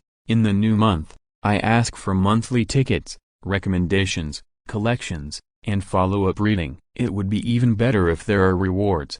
Thanks to book friend Yeej for the 2000 starting coins, Bookworm's Love Library and DSF23DD for the 1500 starting coins, book friends 201909170714578184 and Mumu is a Monster for the 500 starting coins, and Zeexy for the 100 starting coins. Chapter 48 Rush to the Maelstrom. The shaken cabin and the screams from above interrupted their conversation. After Lin and Johnny looked at each other, they rushed up at the same time. When the cabin door was opened, the cold wind howled, and the cold raindrops poured on the deck like dense bullet rain. This was the prelude to the storm.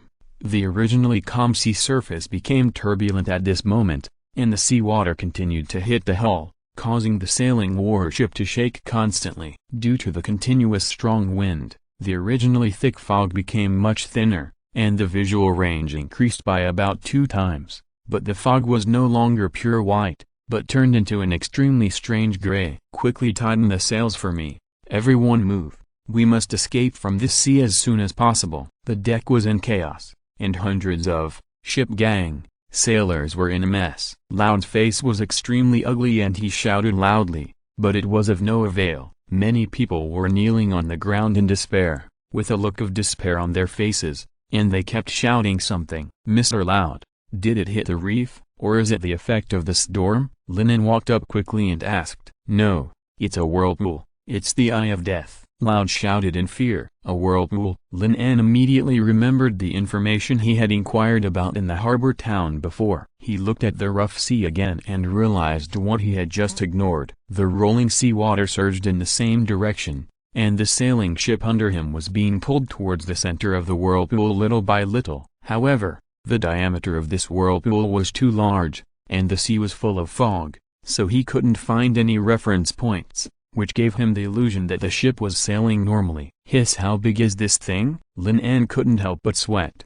and Loud, who was standing next to him, seemed to have suddenly thought of something. He looked at Lin En with an extremely eager look and asked excitedly, "Master Wizard, do you have a way to freeze the entire whirlpool?" "Are you kidding?" Lin En frowned. "The diameter of this whirlpool must be at least several kilometers to cause such a visual error. What kind of power can freeze such a huge ocean?" "Then we're dead. It's too late to escape now." The fire of hope that flickered in Loud's eyes was extinguished in an instant. The whole person seemed to have no bones. He sat on the ground and muttered to himself, "The foggy sea is so frightening. In addition to the thick fog that covers the entire sea area and can make people completely lost, the more important thing is the whirlpool called the Eye of Death. This is an existence that makes countless sailors extremely afraid. It is like the god of death wandering in the vast foggy sea. It may appear in any corner of this sea area at any time, without any warning or any rules. Once encountered, the sailor will be sentenced to death. Because the horrible suction of the whirlpool is far greater than the speed of any sailing ship, it is rumored that those who are eventually caught in the whirlpool will not only die, but their souls will also fall into the abyss. This is the origin of the name of the Eye of Death. and the only way to pass through this foggy sea is to wait until the Sunday, when the Eye of Death whirlpool will calm down for a short time. During this time, ships should try to sail away from the sea area where the Eye of Death frequently occurs, and the rest is up to luck. So in previous years, when transporting goods, they would try to go out to sea in the first few days of the Sunday, so as not to collide directly with the whirlpool. But this year is different. The Vatican has blocked the harbor town, causing them to leave the port a little too late. Lin En ignored it and walked quickly to the goods piled on the deck, picked up a few wooden barrels, shook the weight, and threw them down in different directions and angles. Then he stretched out his right hand and began to measure the relative distances of these objects. Personally, it is simply a fantasy to calculate the diameter and flow rate of the whirlpool by relying on a few drifting barrels as references, but this level of computing power is child's play for the intelligent brain. The diameter of the whirlpool is 7 kilometers, and the escape velocity is 20 knots. To avoid being sucked into the whirlpool, you need at least a speed of 20 knots. Lin En quickly received the analysis results of the intelligent brain, and his brows furrowed. If it were in a previous life, any small boat could reach a speed of only 20 knots. After the energy reform, these antiques could only be piled up in the warehouse to collect dust.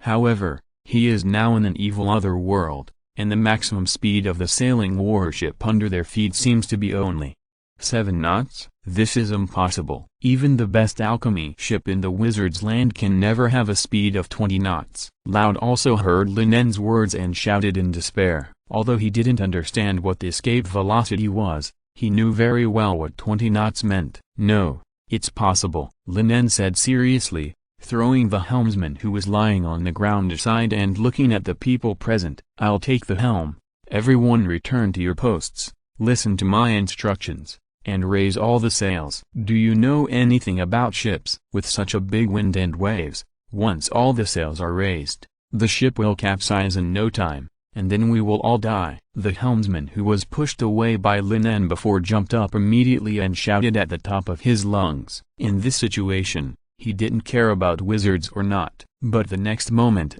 he swallowed the words on his lips again, because a huge fireball was condensing in Lin En's palm. Do it, or you will die now. Lin En's tone was very cold. The yellow-white phosphorus flames made the sailors on the deck shiver, and the helmsman was so scared that he sat down on the ground. However, it was a situation where death was inevitable. In despair, not many people obeyed the order. Some even thought that dying under witchcraft was better than having their souls swallowed into the whirlpool. At this moment, the sound of the capstan turning violently came over. Lin En and others turned their heads and looked over. The person who did it was Johnny. At this moment, the girl was holding a sail rope tightly and putting it on the capstan. Continuous raindrops fell from the top of her head, flowing through her hair and delicate profile, making her robe wet, but Johnny didn't care. She pulled harder and harder until the last circle of rope was firmly fixed on the capstan. Since you have no other way, sitting here is just waiting to die. Johnny's sapphire-like eyes stared at everyone present, and said resolutely. Loud soon cheered up, pulled out the long whip on his waist, and ruthlessly whipped a sailor who was kneeling on the ground praying, shouting angrily, "Do it!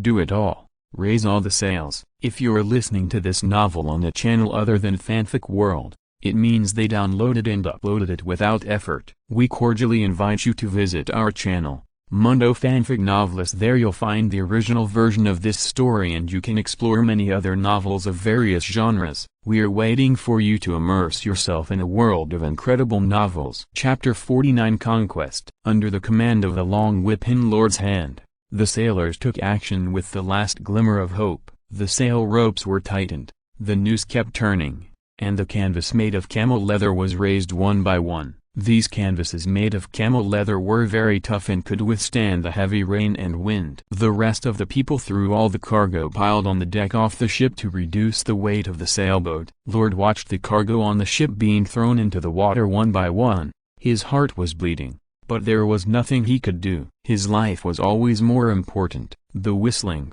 strong wind and rolling water made the huge sailing warship look like a fallen leaf that could capsize at any time. The hull kept shaking, as if it would sink to the bottom of the sea in the next second. Lin En's response method was also very simple. He relied on adjusting the angle of the sail and using the strong wind to balance the hull. This was an extremely precise operation. Fortunately, although the sailors on the ship did not understand what aerodynamics was, they all had decades of sailing experience, so they barely maintained the situation. Under Lin's control, the warship slowly turned and headed towards the direction of the water flow at full speed. "Master Wizard, are you mistaken? There is a whirlpool over there." Lord, who had just asked the sailors to take action, turned his head and looked at the direction. He was so scared that he lost his soul. Are they trying to escape from the whirlpool or rush to die? He now believed the words of the helmsman. The other party didn't understand the ship at all. "Of course I know that there is a whirlpool over there. What we need to borrow is the power of the Eye of Death," Lin said solemnly. The sailing speed of the sailing warship is only 7 knots. It is almost impossible to break free from the suction of the whirlpool. The only way is to make the warship's forward direction parallel to the direction of the water flow, circle the whirlpool for half a circle, and finally use the powerful centrifugal force to accelerate out. In fact, Lin has no experience in sailing, but he has taken the test of starship driving and knows how to use the gravity of the planet to accelerate in the opposite direction. The principles of both sides are similar. In short, it is to rush in first and then be thrown out. Lin En explained it very briefly, but Loud didn't understand a word, but he vaguely felt that it made sense. "We must be crazy," Loud muttered to himself. He never thought that one day he would drive the boat directly into the whirlpool. In addition to Loud, the other sailors soon discovered that there was a problem with the ship's course, but they didn't even have time to despair, because several sail ropes on the deck could not withstand the strong wind and broke directly. In such a critical situation, they could only temporarily rely on manpower to tighten the sail ropes to avoid affecting the navigation of the warship. Lin En kept adjusting the rudder. With a violent and short shock, the hull suddenly tilted to the right, and then stabilized again. The surging seawater drove the sailboat to move forward rapidly, and it rushed towards the whirlpool very firmly. A deafening muffled sound came from the distance of the sea, like a thunder that rose from the ground. In the thin black fog, a corner of the whirlpool soon appeared in front of everyone. It looked like a huge funnel that made people's scalps numb. A huge amount of seawater was constantly rotating and pouring into the bottomless abyss. At the bottom of the vortex, it was gray and cold, exuding a palpitating breath. It was impossible to see what was hidden in it. Looking at the terrifying vortex, Loud's face turned pale, and the reactions of the sailors were even worse. Many of them even started to talk nonsense. "Mom, I came to find you. It's the stars. I saw the stars."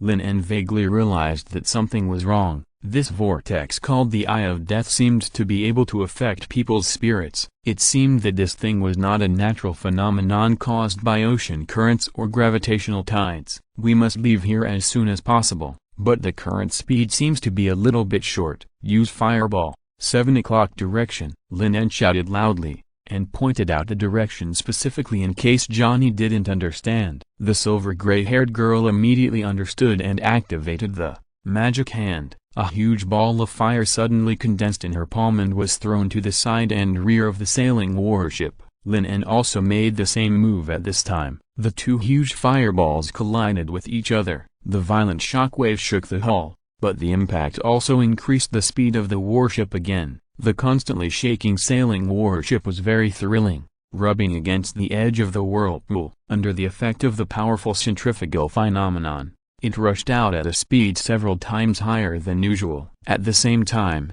the violent sound also awakened Loud and others, allowing them to get rid of the mental influence of the whirlpool. Seeing the extremely terrifying abyss mouth moving away from them, everyone's faces showed an expression of surviving a disaster. After a brief calm, eager shouts suddenly broke out on the deck, and everyone was venting the joy of escaping from the god of death. "It's amazing.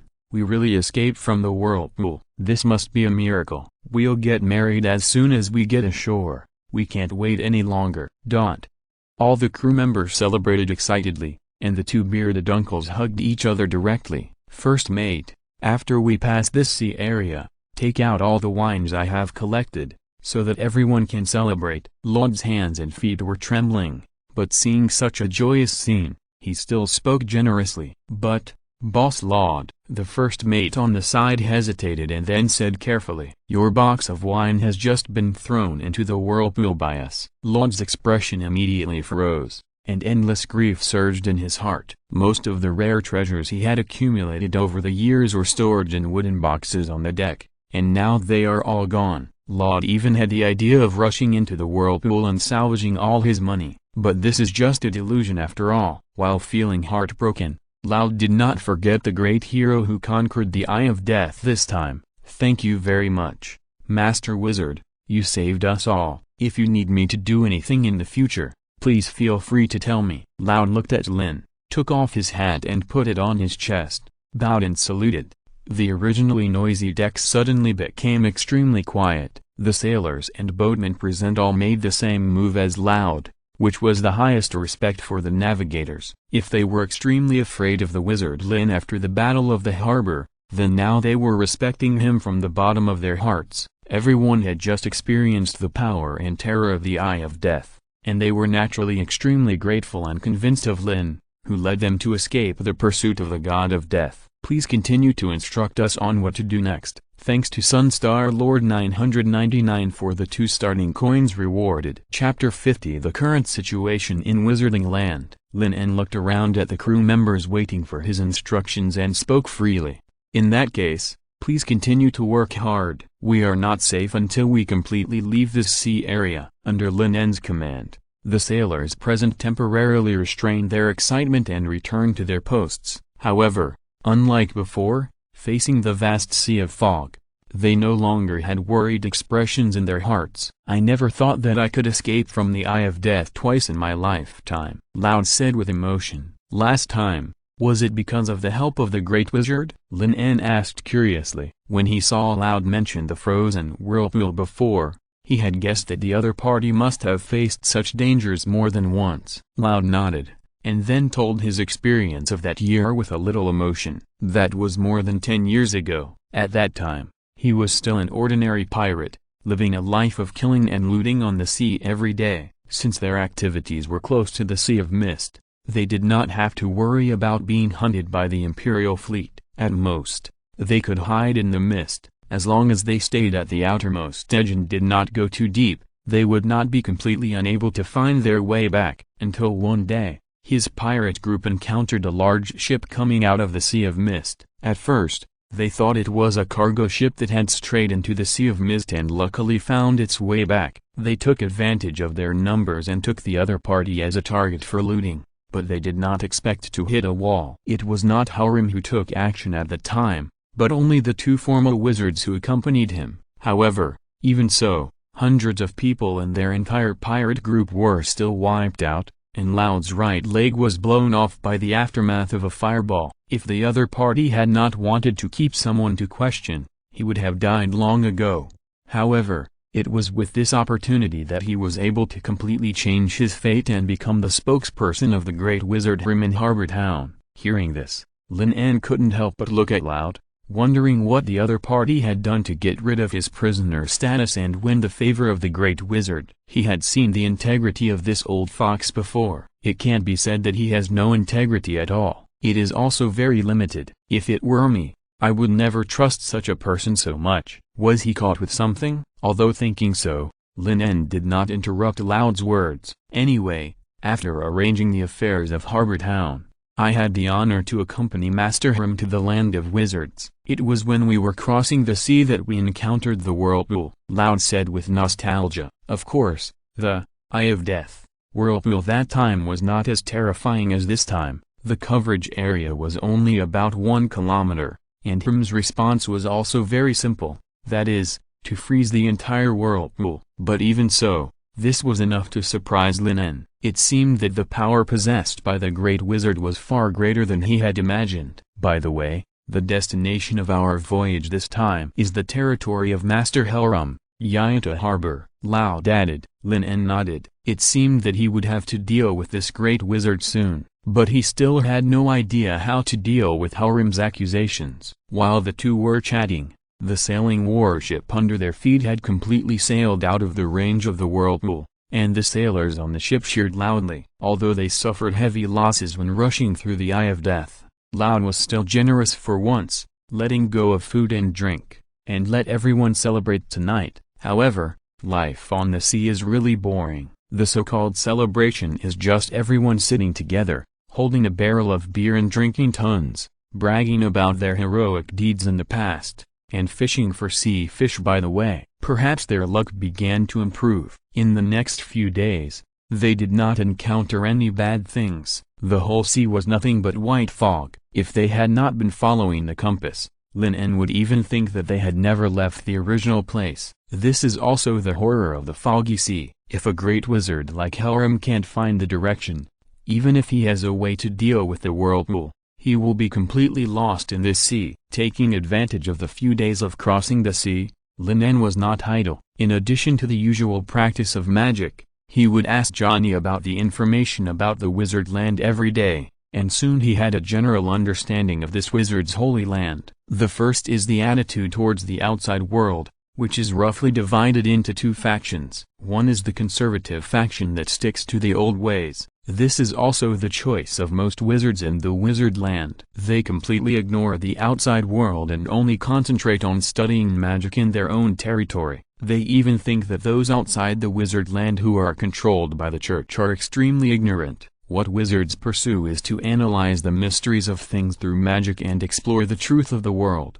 rather than fighting for power and occupying territory like the so-called kings and nobles. So studying magic is the same everywhere. Anyway, the wizard land has extremely rich reserves of magic mines. Coupled with the blockade of the Sea of Fog, the church can't get in, and it's not easy for them to get out. It's better to concentrate on developing various magic theories and wait for the enemy to be crushed in the future. The second is the progressive faction like the great wizard Helram, who advocates showing the power of witchcraft to the outside world. They believe that although the wizard land is a super large island, many scarce materials cannot be self-sufficient, and the population is too small to constantly absorb new blood from the outside world. But the disadvantages are also very obvious. The more contact with the outside world, the more dangerous it is. The power accumulated in the wizard land is not enough to compete with the church. Once the position is completely exposed, the wizard land may bring disaster. This is the fundamental reason why most wizards prefer conservatives. It is worth mentioning that their mentor,